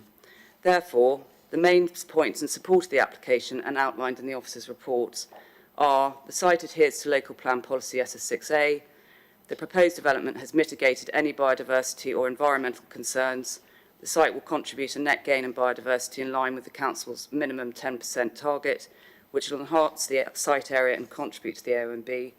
The site will be nitrate neutral, as demonstrated in the application by the removal of an inefficient septic tank for a new package treatment plant. The site will only be glimpsed from long distance views by the public realm, and I quote from the report, would relate to surrounding development and would not result in significant impacts on the local landscape character, scenic quality of the area, or the wider North Wessex AONB. The site would make a contribution to the 5-year housing land supply, and there are further benefits arising from biodiversity gains and in meeting both social and economic sustainability objectives. You have 1 minute remaining. Thank you. The new dwelling will be constructed to the highest standards of thermal and energy efficiency in response to the Council's declared climate emergency. To conclude, the benefits of the scheme outweigh the localised minor impacts on landscape character, and as such we wholeheartedly agree with the officer's report that the scheme would not result in undue harm to the landscape setting or the OMB, and ask that the committee support the recommendation for approval. Many thanks. Thank you. Questions for the Speaker, Councillor McCormack. So you mentioned that the property is going to be constructed to the highest standards of energy efficiency. So I've a number of questions aligned to that. Is it going to have solar panels? Is it going to make use of grey water? Is it going to have an electric car charging point?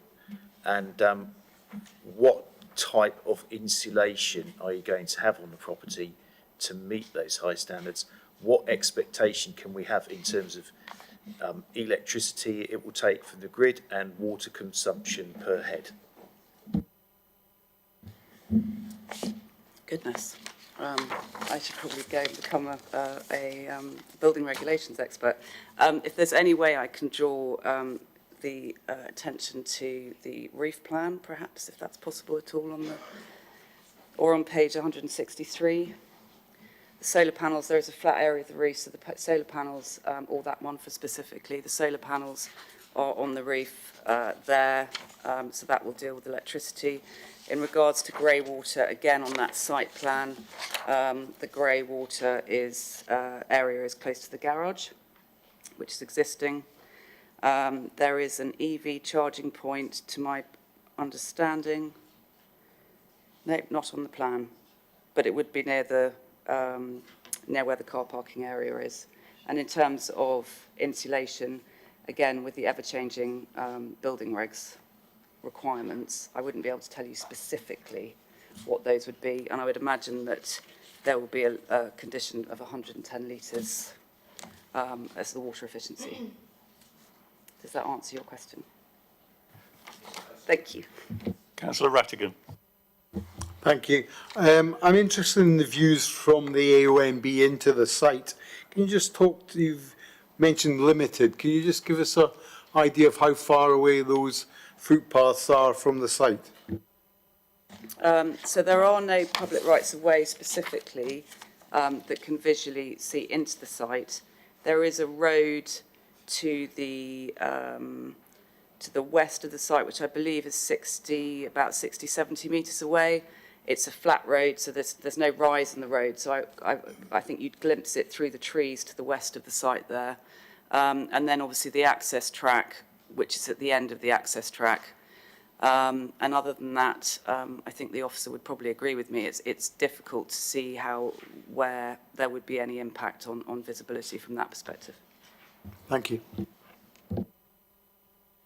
Any more questions? Councillor Freeman. Thank you. Just a quick clarification. Did you say there'd been no objection from the AONB management team or no response? I said there had been no objection, but you're correct. There had been no response. Two very different things. Thank you. No more questions? Thank you very much.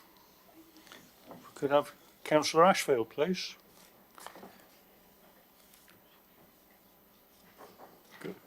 Good evening, Councillor Ashfield. You have 4 minutes. I'll remind you when you have 1 minute remaining. Good evening, councillors. I'm here this evening to object to development at 1 Southview Cottages. There are two key areas on which my objection is based. The first is the siting of this proposed development in the North Wessex Downs area of outstanding natural beauty, and the second relates to sustainability, or rather the lack of it. I'll support my objections with policy evidence. The officer's first reason for approval talks around the lack of 5-year land supply, though later acknowledges this single dwelling would be a modest contributor. I'd probably say insignificant rather than modest. However, this very argument that there are no clear reasons for refusing sustainable development in accordance with paragraph 11D of the NPPF ignores the footnote to that paragraph.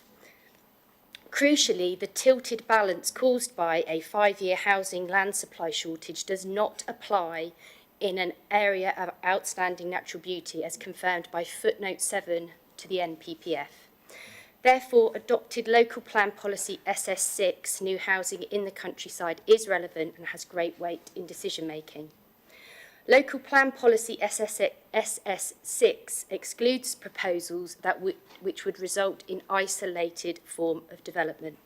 This proposal fails this test as it would be a single dwelling adding to an already isolated and small number of existing dwellings. I understand that councillors visited the site and surely must conclude that this proposed site is isolated.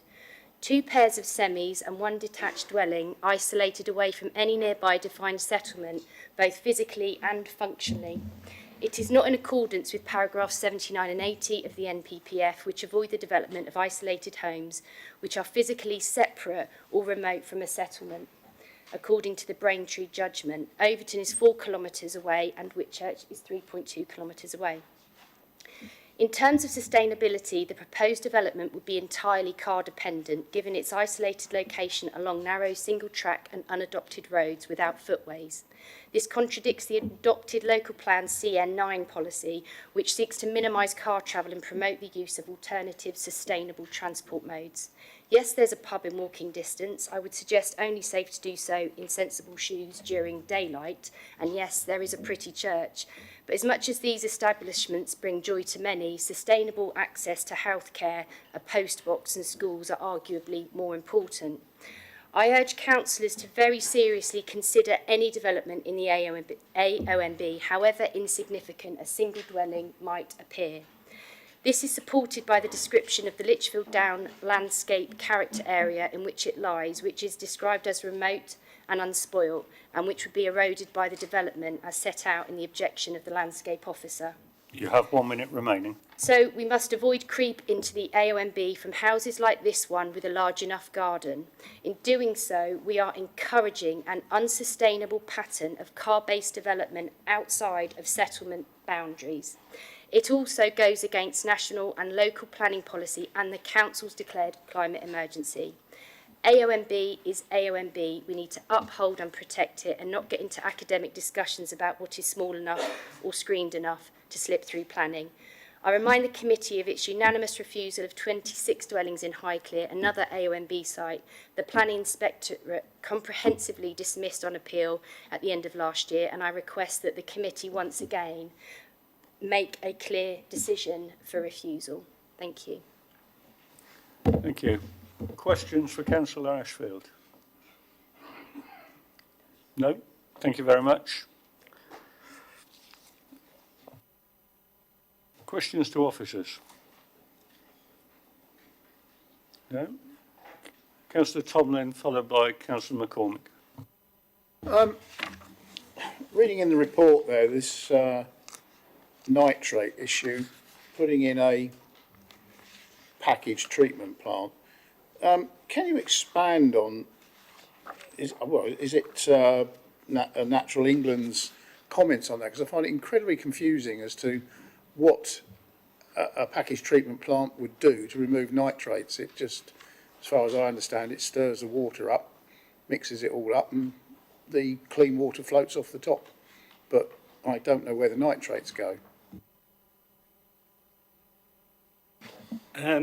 So, I mean, in terms of this one with the nitrates, at the moment there is an older packaged treatment plant associated with the with Southview Cottage, which is obviously of an age and therefore doesn't have the ability or doesn't, the technology in terms of how the mechanics work, doesn't strip out or remove the nitrates as much as the new one. So obviously if we replace one with the other, we get a more efficient, much more up-to-date. Obviously the technology is advanced that much further that it then has the ability to strip out. I can't explain the science behind it myself either. I'm not a scientist, but they are designed in such a way that they do have the ability to extract the nitrates, and therefore the clean water flows through the system and out, rather than anything with nitrates. Sorry, so we actually have that written as a statement from the consultee that is a sound reason. So the approach assessment, or the approach assessment we carried out, was based on the evidence provided by the applicants, which had they had a calculation based on what the current loading was versus the loading linked with the new packaged treatment plant. So they had those. They were scientifically carried out. The new one was lab tested and it's been approved by Natural England. They're happy with the calculations provided. So we carried out our own appropriate assessment based on the information provided by the applicants. That was obviously submitted to Natural England, who then also do a second review. And I've come back and confirmed that they're happy with our appropriate assessment, and the details, the scientific information presented is correct, and they're content with it. Okay, thank you. Councillor McCormick. Thank you, Chair. Question on biodiversity. So this plan, page 152, proposed removal of vegetation including fruit trees, but the building of a wildlife pond. So I'm not sure whether that constitutes a net biodiversity gain or not. I presume that's down to what species are introduced into the pond, and I'm not sure how that will be done and how we might be able to measure net biodiversity gain or ensure that it happens. Thank you. So in terms of yes, you're right. Obviously, we are removing vegetation from the garden, and the proposal, the suite of works that include the wildlife pond. Obviously, a wildlife pond attracts wildlife. It's obviously taken as an inherent value in the biodiversity net gain. So there's obviously a set metrics for working that out.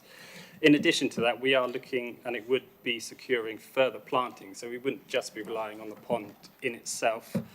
There would be further landscape planting surrounding the site, which is highlighted on the proposed drawings. So we've included wildflower meadow, and I think there's a number of trees. In addition to that, we do have a landscaping plan, which will obviously then include additional planting and securing, along with the biodiversity assessment that's been carried out. Councillor Tomlin. Thank you, Chair. Sorry, my second question. Councillor Ashfield, in her presentation there, referred to the MPPF and footnotes and the such like about AOMB and 5-year land supply. Can you clarify, for my benefit, that obviously she is correct, or how is it we see it differently? Thank you. Yeah, thank you, Chairman. If I could pick that one up. The MPPF in paragraph 11 says that we can't refuse applications in a situation where we don't have a 5-year housing land supply unless the harms significantly and demonstrably outweigh the benefits, unless the application of policies in the framework or protected areas are of particular importance provides a clear reason for refusing the development proposed. And officers' assessment of the impact on the area of outstanding natural beauty is that there won't be a landscape impact to the area of outstanding natural beauty by virtue of the size of the proposal and the existing and proposed landscaping. So the proposal, as is before us, doesn't, in officers' view, cause a harm to a protected area and thus provide a clear reason for refusing the proposed development, and therefore the paragraph 11 tilted balancing exercise does apply. Any more questions for officers? Okay, debate. Councillor Rattigan. Thank you, Chair. As you've not heard from me tonight, I thought I'd give you the pleasure of my voice. A couple of points, if I may. This is very different from the 26 that were refused at Highclere, if I'm honest. The impact of one house compared to the impact of 26 is obvious in that regard. And to Councillor Tomlin's point, I have a package treatment works where I live. We've got 14 houses. What is produced from that is something called polished water that is good enough to go into the Bohurst Brook with EA approval. And over 20 years, we've not had any problems with it until we got to the right level, and that's fantastic. And there are a number of these packaged products going in Ashford Hill for the 27 that's currently being built out, and for the 35 that was previously built at Oakfield. So I'm content that these efficient uses of waste disposal are good for the environment. And of course, in the 20 years that we've had it at Ashford Hill, the technology has improved. So I would hope that this application would have an improved packaged treatment. I have to say, when a site is abutted by a railway, the spoiling of the views and the impact upon the AONB has to be counted as limited, if I'm honest, and therefore it is, in my view, one of the things that we should take account of is the siting of this application. As for the car use, my wife today went from Ashford Hill to Overton to the Watership Down surgery there, and the use of cars in rural environments is unfortunately one of the things that we are going to have to continue to put up with until we get electric cars or we get jetpacks on our back. So I'm afraid that in my view is always going to happen. The proximity of the existing houses, the semis and the single residents, I think actually add to it. So the addition of another home, I do not think is too much to ask in this case. But it is about being site specific, and I think, you know, none of us want to see large encroachments into the AONB, but this, in my view, is not material. And on page 149, on this occasion, the concerns raised by the landscape officer cannot be supported. As stated, the dwelling would be located within an existing garden, and the host property has already has a defined residential character. I think with additional planting, any concerns about the additional biodiversity loss from what's taken away when the house is put in can be mitigated, and therefore I am happy to move the recommendation for approval as outlined by officers. Thank you. Anybody else like to comment? Okay. I went on the viewing panel.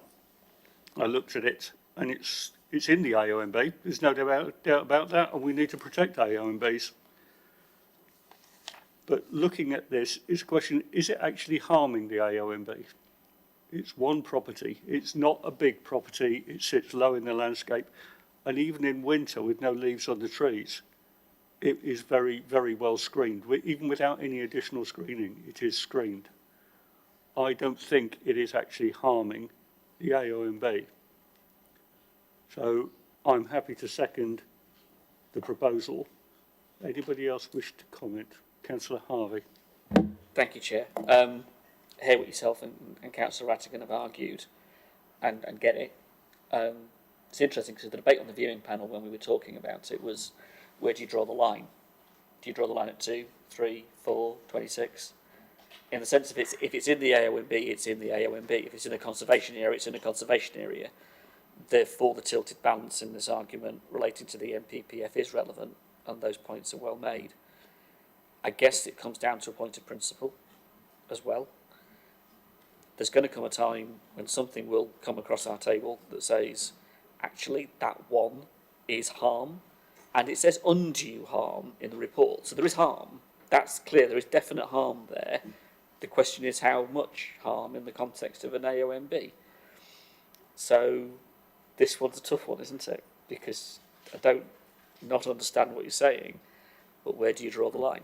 If it's in the AONB, it cannot change that fact. That is an absolute immovable object. Therefore, the policies apply and SS6 applies. It is isolated. It is all those other things that are related to the AONB policy. So either they apply or they do not apply. And if we choose they do not apply, why in the world did we write the policy in the way in the first place? Because we did, and it's there, and it's in our local plan, and the local plan applies because it's in AONB. So I guess it's either we stand up for our own rules or we don't, and it's the context in which it sits, and perhaps it's the principle of the matter. So what do we understand by undue harm? How far are we willing to go? How far do we push the envelope? That's the judgment call on this one, I think, and I respect the arguments that are being made. Thank you. Been moved and seconded for approval. Those in favour of approval? 1, 2, 3, 4, 5, 6, 7, 8. And those against? 3. Thank you. And no abstentions. Thank you. That is approved. Officer. Thank you, Chairman. So the application is put forward for permission, subject to the conditions at the end of the at the end of the officer's report. Item 4, land to the rear of 80 Pardown, Oakley. Luke. So this is a planning application at the land of the rear of 80 Pardown Oakley. This is an outline planning application which is sought for the erection of one dwelling alongside associated works with all matters at reserved matters. The site is previously developed land. With regard to updates, we received additional public representations which have been summarised in the update paper for you. In addition, we received the Borough's Tree Officer's consultation response, which in summary confirmed the constraints of the site in terms of tree, but considered that a sensitively designed scheme could be delivered whilst ensuring the tree's pretensions. This application is recommended for permission, subject to the conditions set out within the officer's report. Thank you, Luke. If we could have our first speaker, which is Mr. Barryball. Good evening to you. You have 4 minutes. I'll warn you when you have 1 minute remaining, and it's the right-hand button. Thank you. I live at 82A Pardown, which is directly next to the proposed site, and I've been asked to speak on behalf of all of the objectors who have been shocked by the planning officer's recommendation for approval. Last summer, their predecessor, Curtis McVeigh, made a site visit and was very clear that this land should never be approved for any building. And there are 4 points I would like to raise. Firstly, the design statement describes the land as generally flat, where in fact it is on a significant incline.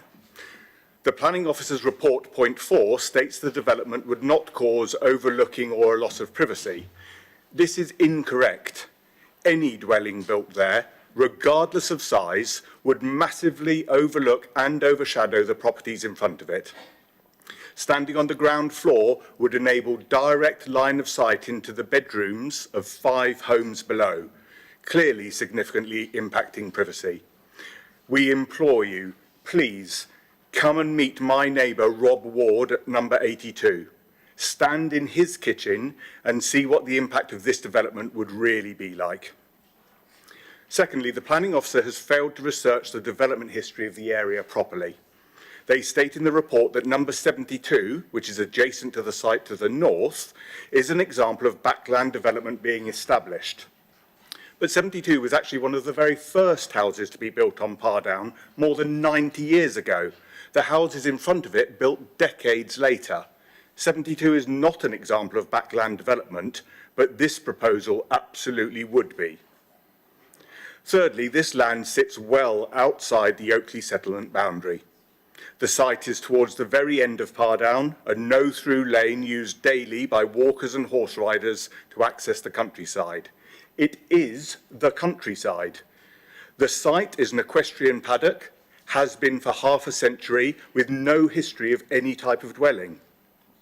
The applicants are absentee landlords based in Cornwall, who initially made pre-application inquiries to the planning department for 14 properties on this land, then for 6, now for what is described as one substantial dwelling. We have grave concern that if outline approval is granted, the developer will circle back to requesting multiple units at full application stage. Finally, in her recent email of the 4th of April, Sally Pickworth, the owner of number 72 and a fellow objector, states that if this outline application is approved, she would consider applying for planning for 9 houses on her land.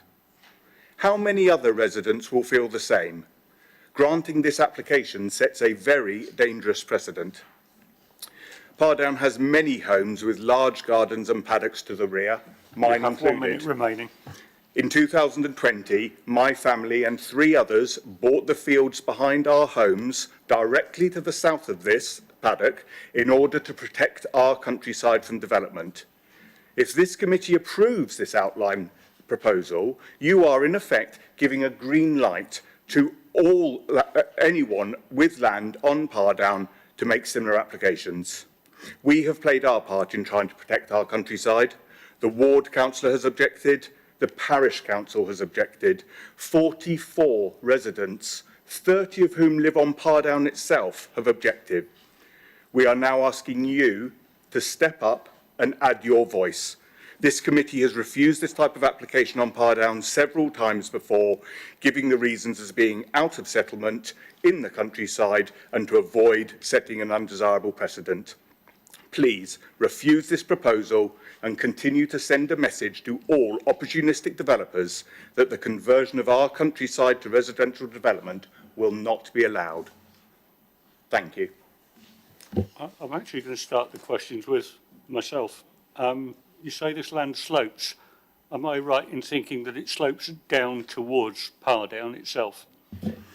Yes, so if you have Pardown as the road, and then the land goes towards the west and it slopes upwards, so it looks down on the houses in front of it that will then look down onto the road of Pardown. Thank you. Any other questions? No, thank you very much. If we could have Mr. Snow, please. Good evening, Mr. Snow. You have 4 minutes. I will warn you when you have 1 minute remaining. Thank you, Chair. Is that working? Brilliant, thank you. Evening, members. The proposal before you seeks outline permission with all matters reserved for the erection of a single dwelling house. Together with the comprehensive officer report in your agenda pack, which recommends approval, the outline application is supported by the following technical documents: a land contamination report, an extended Phase 1 ecological assessment and a Phase 2 reptile survey, a biodiversity metric, a nitrate neutrality assessment, including a management and maintenance strategy, and an arboricultural implications assessment detailing how all trees on site will be safeguarded. So despite the fact that this is an outline application, you are provided with a suite of documents that provide you with full details. The submitted plans illustrate a two-storey dwelling sited centrally within the site. The dwelling would be located away from any shared boundaries and would include areas for parking and turning of vehicles. This application follows extensive discussions with the architect to not only ensure that the proposal would meet the needs of the family, but also would respect the character of the area and the neighbouring amenity. This current application follows on from a pre-application submission to the council, where officers responded and confirmed that they would welcome an application for a single dwelling on this site. The site does fall outside the settlement boundary, however, it is not located within any assessed or valued landscape character areas. The proposal utilises existing equestrian land, which is considered to be previously developed land. The principle of small-scale new housing outside of the defined settlement boundaries is supported in policy, so long as it would not result in an isolated form of development and would respect the character and appearance of the area. The site cannot be considered isolated, given it is surrounded by residential properties and is within relatively close proximity to local services in East Oakley and Oakley beyond, such as buildings in community use, shops and access to public transport. The proposal would be set to the west of the existing linear built form comprising Pardown. It would, however, sit within the context of other backland development immediately north of the site, for example at number 72.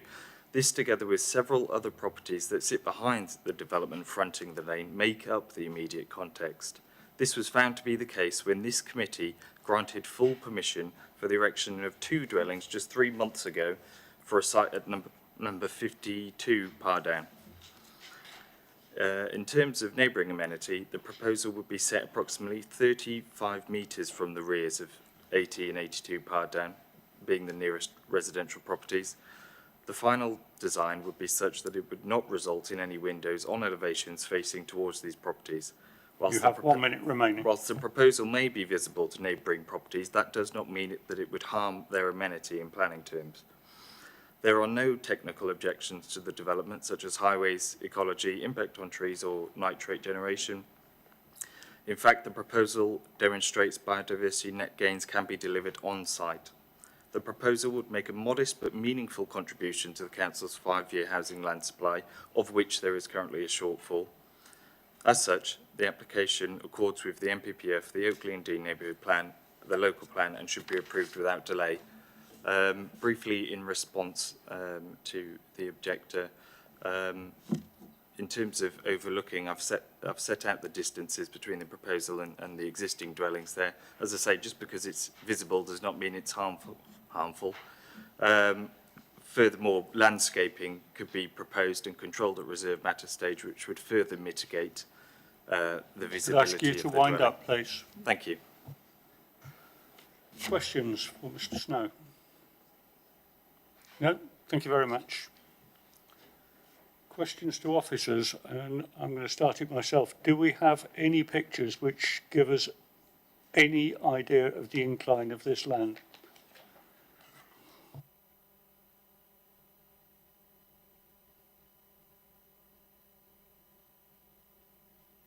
I think this might be the best one. We've got the view along and up the axis, so you can see the land rising towards the back.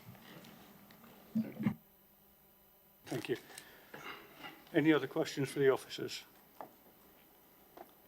No. In that case, debate.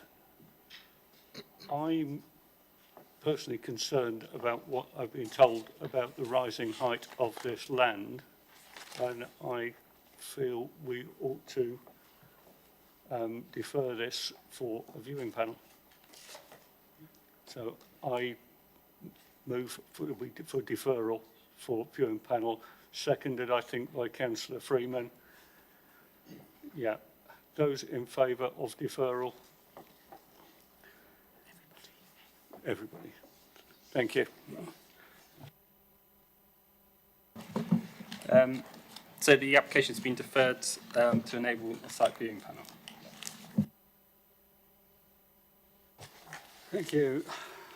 Number 5, Westview Farm, Borkhurst Road, Borkhurst. Luke.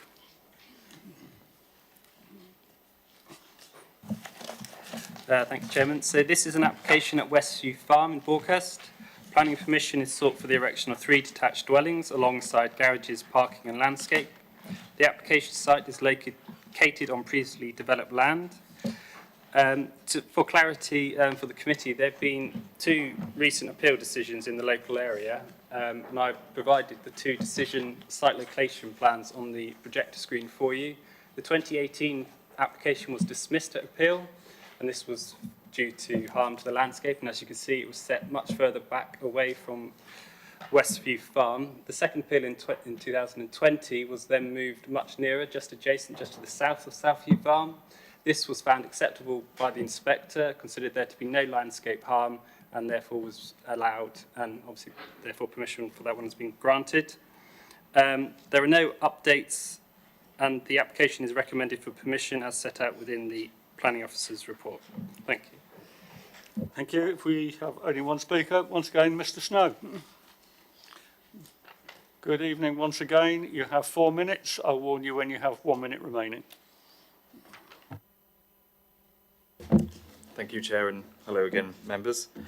Planning permission is sought for the erection of 3 dwellings with garages, parking and associated landscaping following the demolition of the existing menage, associated yard and barn. Together with a comprehensive officer report in your agenda pack, which recommends approval, the application is supported by the following technical documents: a transport statement, ecological appraisal, technical note to accompany biodiversity impact assessment calculations. The site does fall outside the defined settlement boundary. However, it is not within any assessed or valued landscape character areas. It utilises an existing equestrian site, which is considered to be previously developed land. We have worked with officers to reduce the proposed built form from 6 units as originally submitted down to the current 3-unit proposal. The principle of small-scale new housing outside of settlement areas is supported in policy so long as it would not result in an isolated form of development and would respect the character and appearance of the area.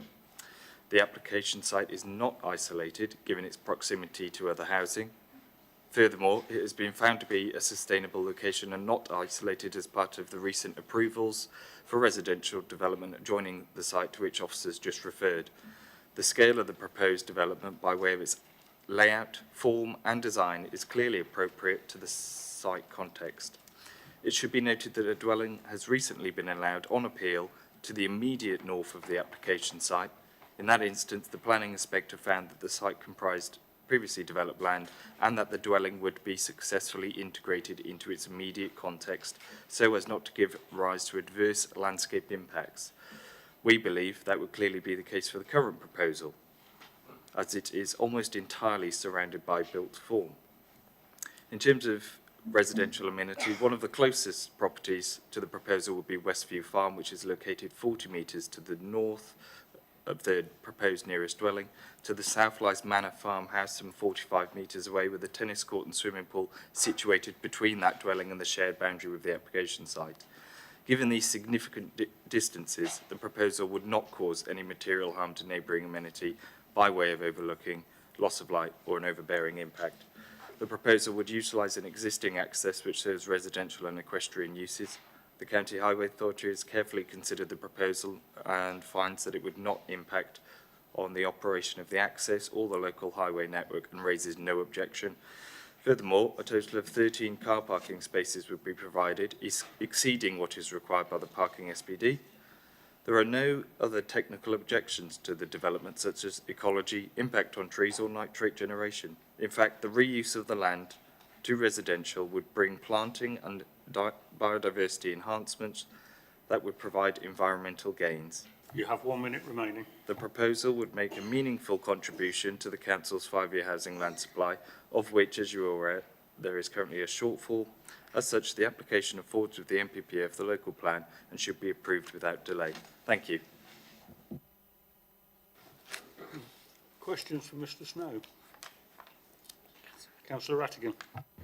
Yeah, you say the site is currently used as a menage. How often or how many trips are used to that menage currently? Because obviously the access is via track.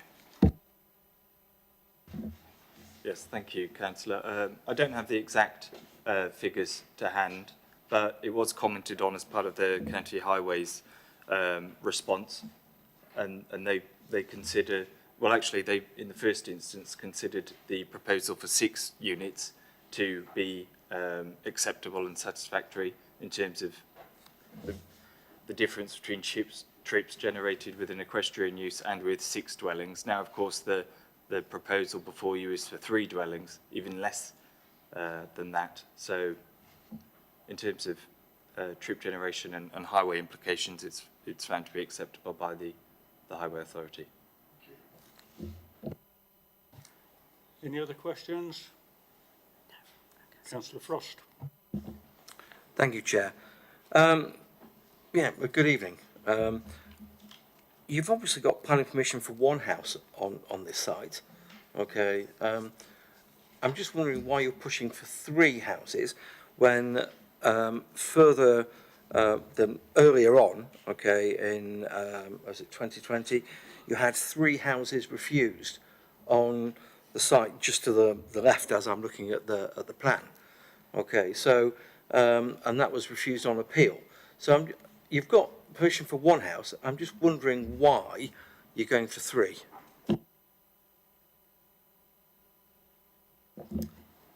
Thank you, Councillor.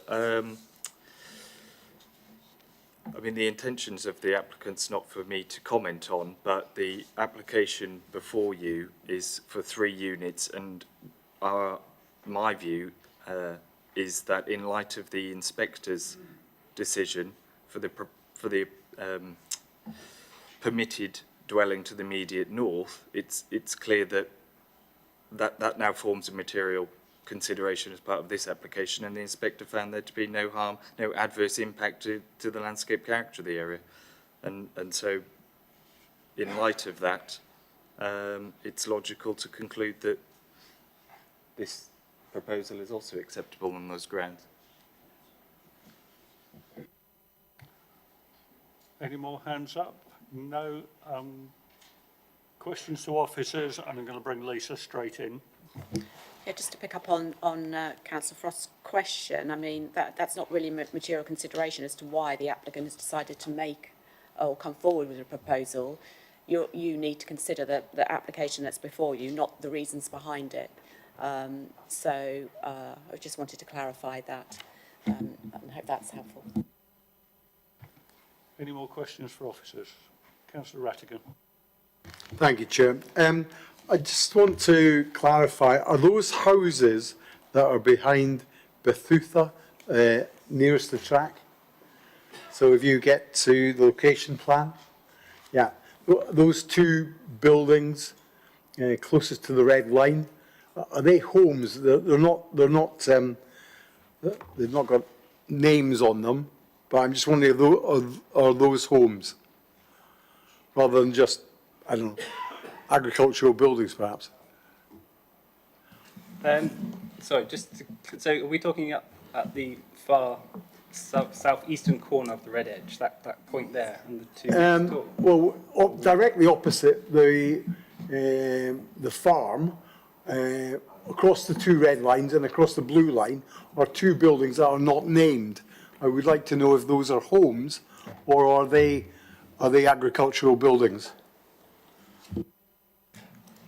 I would have to double check the planning history for them, but I had a feeling they were converted buildings, but I'd have to check if they were houses for you. Chair, if I may, so are they, if they are homes, then the impact upon them is greater, I would have said, than the line of homes that start along Bowhurst Road.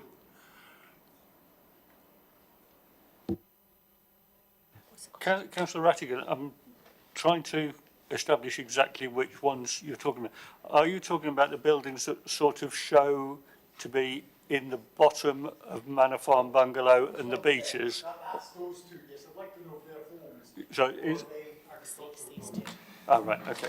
Well, on my mapping system in front of me, one's called Hillcrest House, the other one's the Croft, so I would believe they would be dwellings. Any more questions to officers? Councillor Bowes. Thank you, Chair.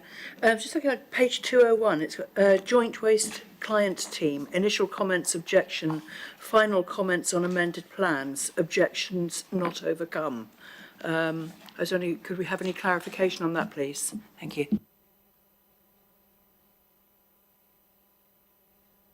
Thank you for your question. I believe it has been tackled in the officer's report under,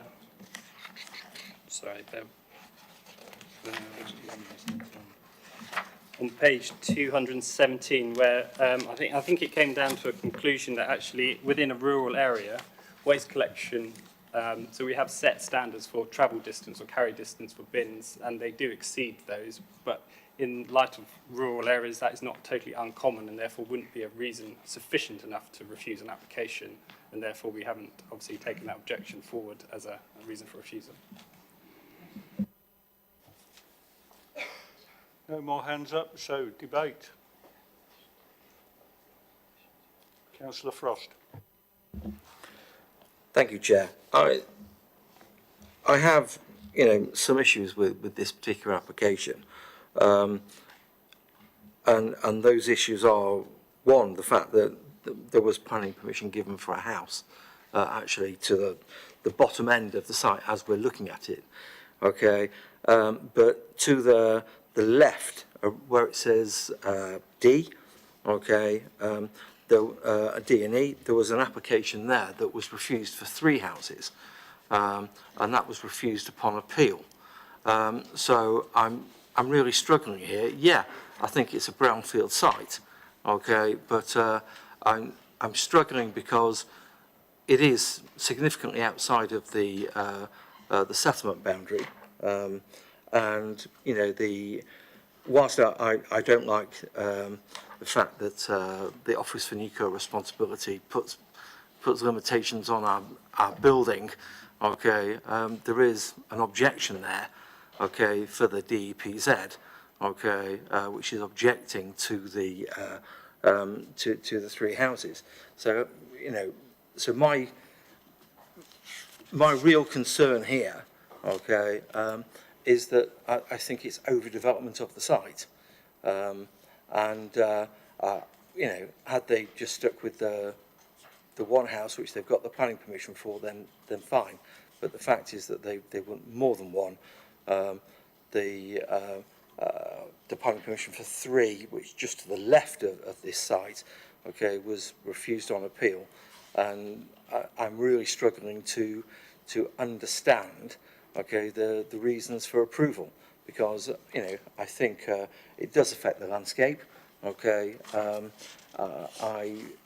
I think we also have the ONR, okay, DPZ, and yeah, I think that's probably enough reasons to go on. Councillor Frost, are you moving for refusal or are you waiting for more comments? I'm tempted to move for refusal, Chair. Okay, I would like to hear what's going on in other members' minds, but I'm really struggling to see how we can approve the planning permission. So I'm recommending refusal on those grounds previously stated. Thank you for the clarification. Councillor Rattigan. It is rare when something comes up in our ward that we agree, so I'm just going to take a moment to contain my surprise. Possibly so. I mean, I think there is an acceptance. This is a brownfield site. I think the reality is that the track would have been used by ponies being transported or horses being transported in. But I think the significance of a reason for refusal is the impact upon the homes that are so close. Now, that is why I was trying to tease out from the officers if those were homes or were they agricultural buildings, because I think the traffic is going to go straight past the bottom of one of those homes. So I think the impact upon those and no demonstrable benefit in terms of the housing that's going to be built there. I accept it's a brownfield site, and normally under SS6 I would be moving my hand to move approval, but I have to say that the reasons that have been given I cannot support, and therefore I'm happy to second Councillor Frost's movement of refusal. Okay. Would anybody else like to speak on it before I put it to the vote? Sorry, can we just clarify the history? Yep. Before you do? Greg? Yeah, thank you, Chair. Just before that goes to the vote, just to clarify the planning history first and foremost. So on page 203, you have the planning history before you. There was a refused application that was dismissed to appeal with a reference number 1803128/full. That's the one that you've got up there on the display, which you can see is one step removed, if you like, from the current application site. You can use that rectangle just below the allowed appeal on the right-hand side there as a reference point, if you wish. That represents where the current application site is, and then you can see the dismissed appeal was further removed to the west on the left-hand side of the screen there. Then there was an application that was refused in 2019 for 2 dwellings. That's actually a site to the north of Westview Farm, located, I'm trying to put a distance on it, a similar distance away from what the application site is now, but in a field. You can just see, you can just see on the allowed appeal to the very top of that drawing on the allowed appeal side, on the right-hand side, those 2 buildings there, they were the location of the refused application for 2 dwellings, the 1902255 full reference number. And then the allowed appeal is the red site on the right-hand side of the screen. On that appeal, the planning inspector, obviously the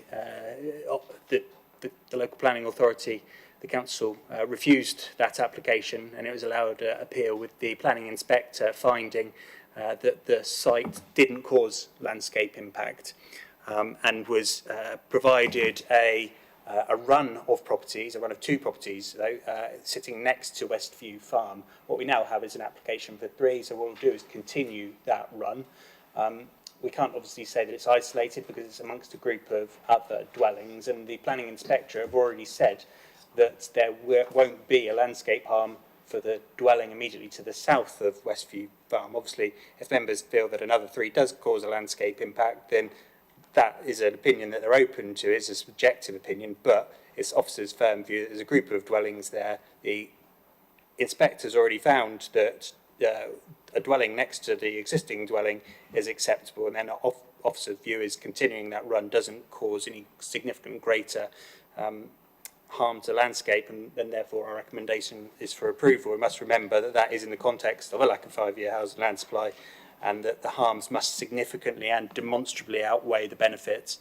I just want to pick up on one other point mentioned that you may be voting on in terms of a potential reason for refusal and the impact on homes from traffic. That's not a reason for refusal in officers' view that can be substantiated. There's an existing group of residential properties and farm or equestrian traffic can and does use that access. To have 3 further dwellings with the vehicle movements associated with them wouldn't be materially different in terms of the traffic and traffic noise associated with that. So that's officers' view that that wouldn't be a reason for refusal that could be substantiated and therefore would be a risk of appeal. Thank you, Chairman. Councillor Frost, in the light of what Greg has said, could you clarify your reasons for refusal? Certainly, Chair. Okay. Overdevelopment of the site. Okay. Yes, there's permission granted for 1 house, but on previous occasions there was a refusal for 2. There was also a refusal for 3, which were just to the left of it. Okay. And I think that 3 houses will be overdevelopment of the particular site. Also, more urbanising of the countryside. Okay. Yes, whilst I appreciate that there are houses nearby, it is urbanising of the countryside, and yes, it sits outside the settlement boundary. Do I need to go on? Councillor Rattigan.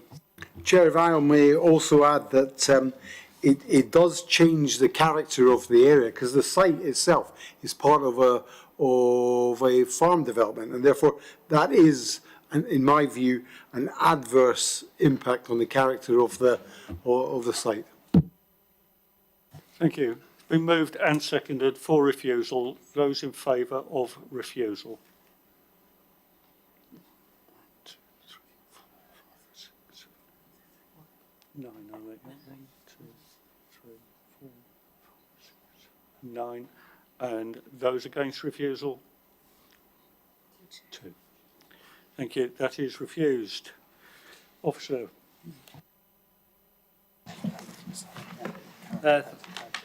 Thank you, Chairman.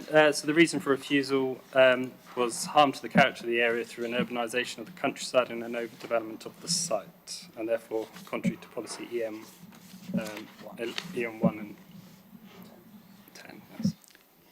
Thank you. Right. Item 6, 9 Heath Road, Pamber Heath. Greg.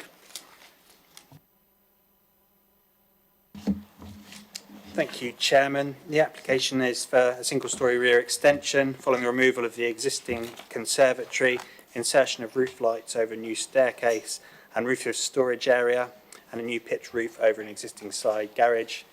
There is an update which provides details of an additional letter of objection received in respect of concerns for overlooking from the storage area if that's used as a bedroom, and rehearsing the objections that are contained within the agenda paper in terms of the bulk of the rear extension, and then a response to that from officers in respect of the back-to-back distances between the rear extension and the properties behind, which is in excess of the 20-metre distance that's set out within our Design and Sustainability SPD, and therefore doesn't warrant a reason for refusal. Thank you, Chairman. Thank you. If we could have our first speaker, which is Miss Hall.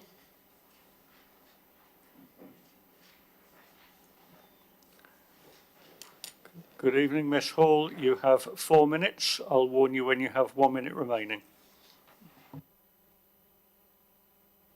right-hand button. Thank you.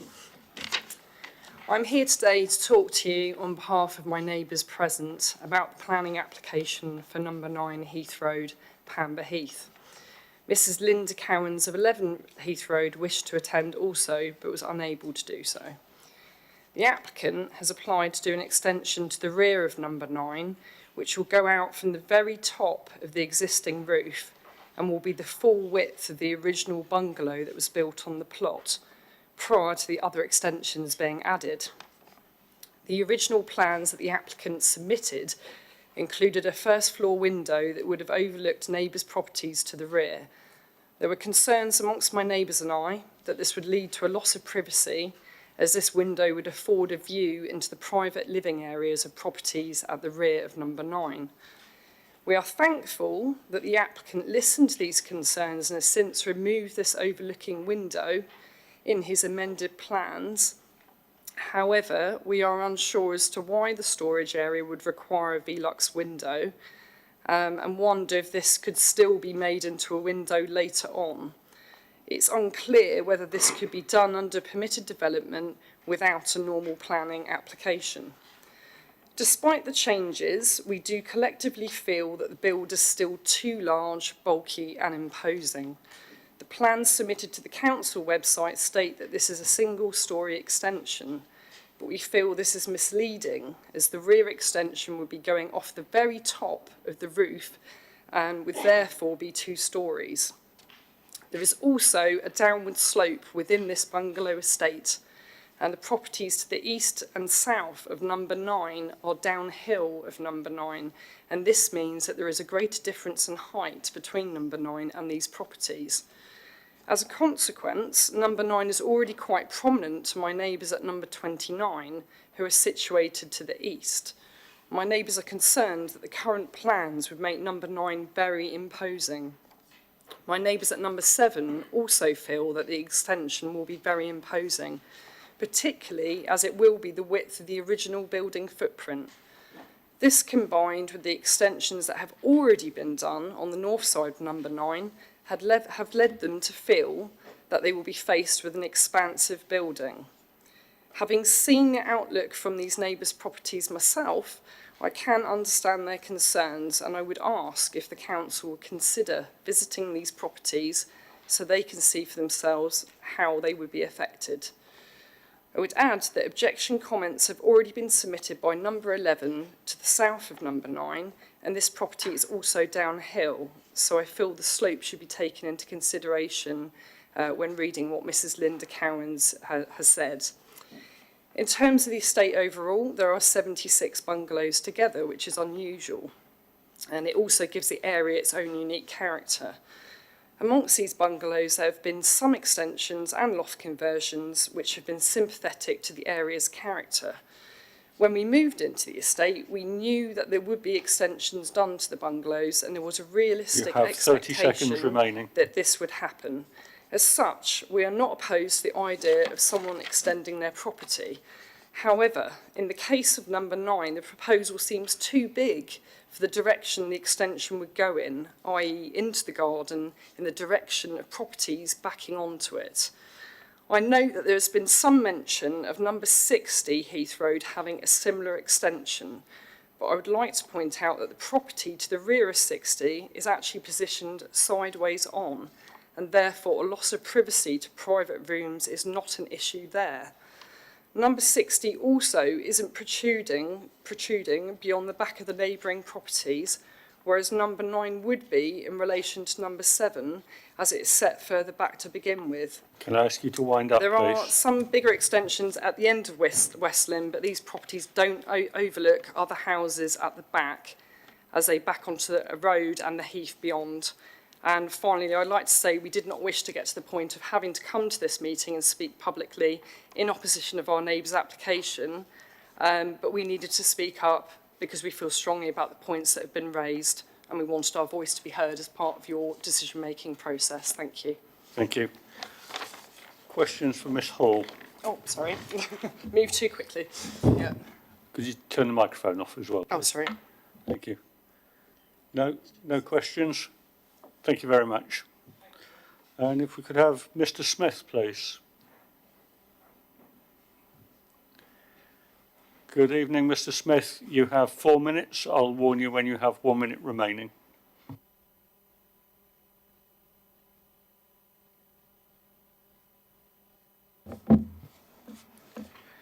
Chair, thank you for the opportunity for allowing me to speak in support of the householder planning application at 9 Heath Road, and I very much welcome the fact that the planning department's in support of the proposals. The existing property is a 4-bedroom chalet-style bungalow with 2 bedrooms in the roof and 2 bedrooms on the ground floor, one of which is used as a study. The original proposal was to carry out a simple rear extension in order to allow 3 bedrooms, one being used as a study on the ground floor and 1 bedroom on the first floor. The remainder of the first floor being used for storage. The original proposal indicated the first floor bedroom at the rear contained within a gable-ended roof with a rear-facing window. The existing flat roof of the garage was being replaced entirely with a pitched roof. As you're all aware, there are a significant number of objections to this proposal, with various reasons why the objectors disliked the proposal.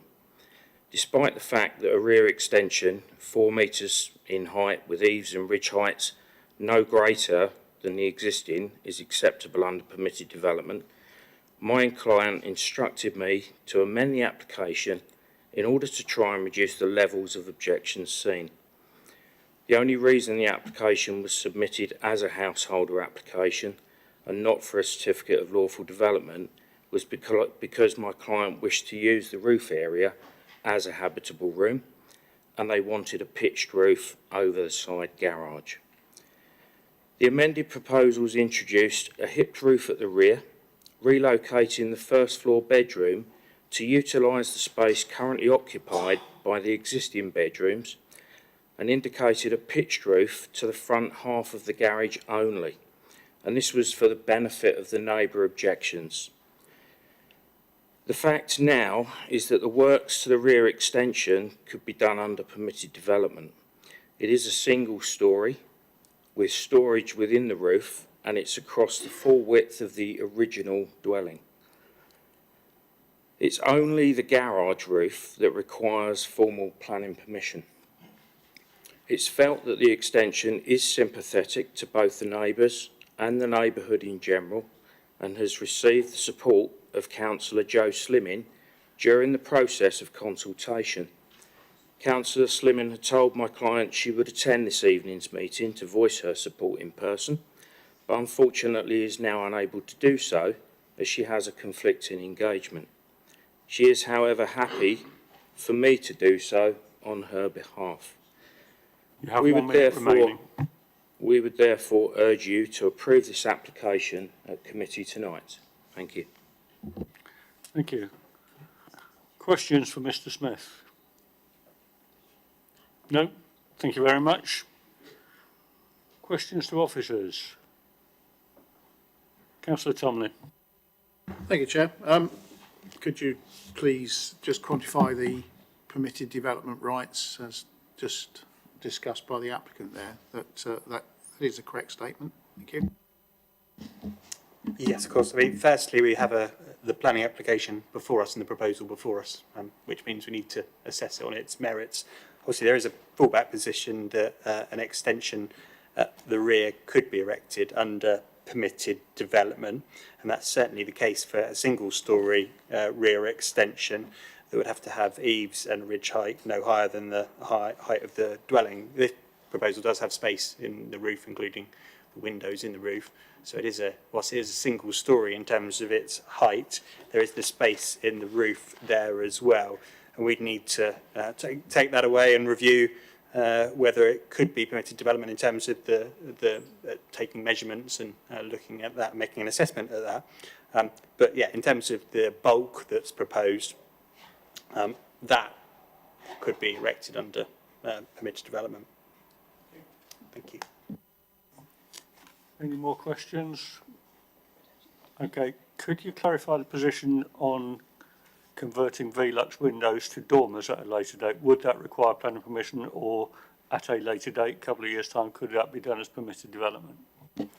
I suppose in a couple of years' time, we don't know exactly what the government are going to decide might or might not be permitted development. There are changes to permitted development along the rules, along the lines. I think if members had a concern that there may in future be a change from a Velux window to a dormer, or indeed a kind of hip to gable enlargement under permitted development, whether now or in the future under future permitted development rules, then that is a condition that you could impose, but only if you felt that that was reasonable and necessary, bearing in mind that the distance, back-to-back distances between properties doesn't exceed the 20 metres within our SPD, but it would be a material change. Thank you, Chairman. Okay, thank you. If there are no more questions, debate. Okay. If there's no debate, I will move for approval as per the officer's recommendation. Is there a seconder? Councillor Court, thank you very much. Moved and seconded for approval. Those in favour?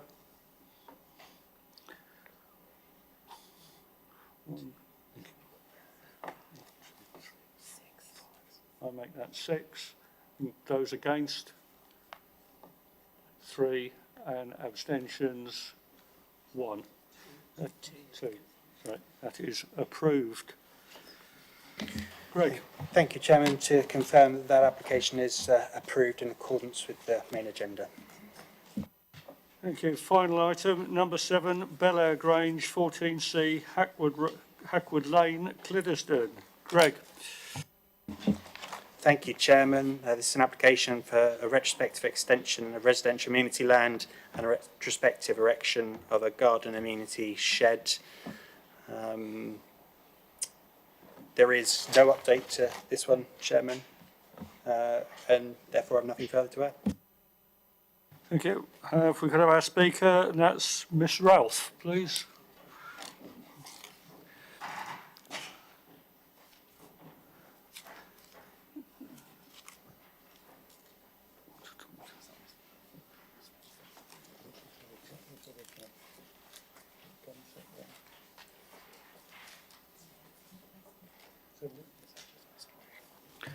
Ms. Ralph, I've only got you down as a speaker. I don't have anybody else. Could I ask you who's with you?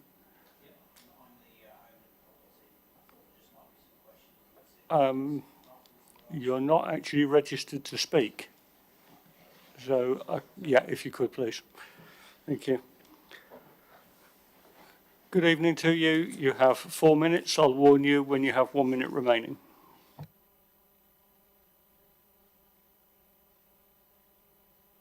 Sorry, could you put your microphone on? It's the right-hand button. Thank you. My name is Lucy Ralph, and I'm a Director of Rural Planning Consultancy and agent for the application. In addition to the Planning Officer's introduction, I would like to explain some background in relation to the purposes of this application. The property was purchased by the applicant some 7 years ago. During 2020, the shed was built as an amenity shed ancillary to the use of the dwelling. They considered that it was covered by permitted development as it was within an area they believed was their garden. It was constructed in good faith in line with the requirements of permitted development criteria. However, following on an inquiry relating to another application, it was identified as being partially within the residential curtilage and partly within the regularised equestrian land beyond. Hence, this full planning application is made to regularise the shed and the land area it sits on. The small L-shaped shed is positioned behind the main dwelling, partially on a previously existing lawn and flower bed area. With the neighbouring property's garden being much longer in length, it is easy to see how the applicants considered the siting of the shed was part of their amenity space. The original house plans were approved in November 2010, and the residential curtilage was identified as 0.21 hectares, or just over half an acre. The septic tank was shown on the approved plans, and this was signed off by Building Control in 2011.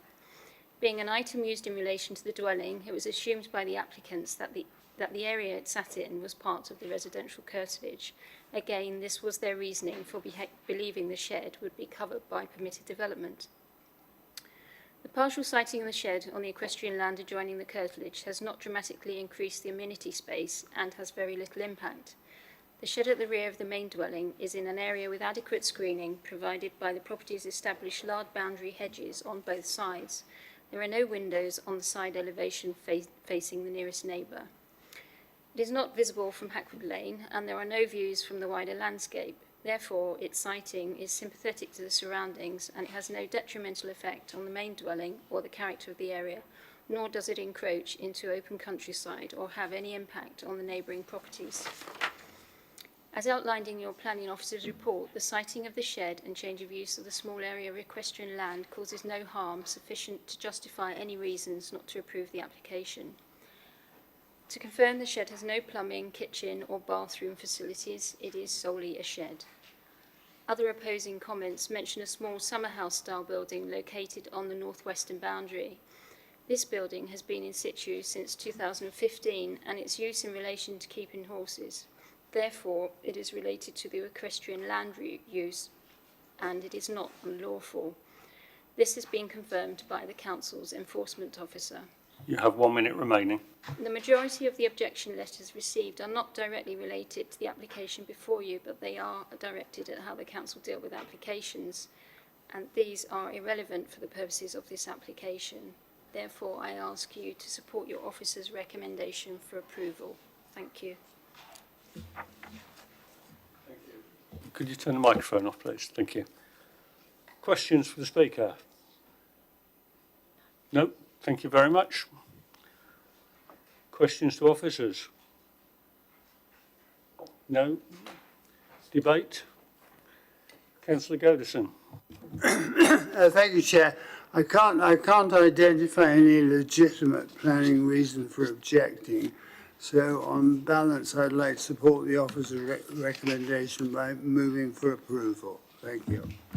Thank you. Moved for approval and seconded by Councillor Harvey. Anybody wish to speak to it?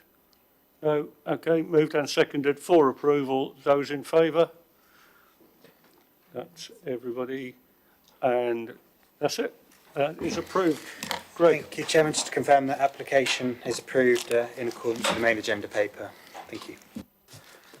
Thank you very much, everybody, and thank you to the officers. And 3 minutes later than I said. Not bad. Thank you. Good night.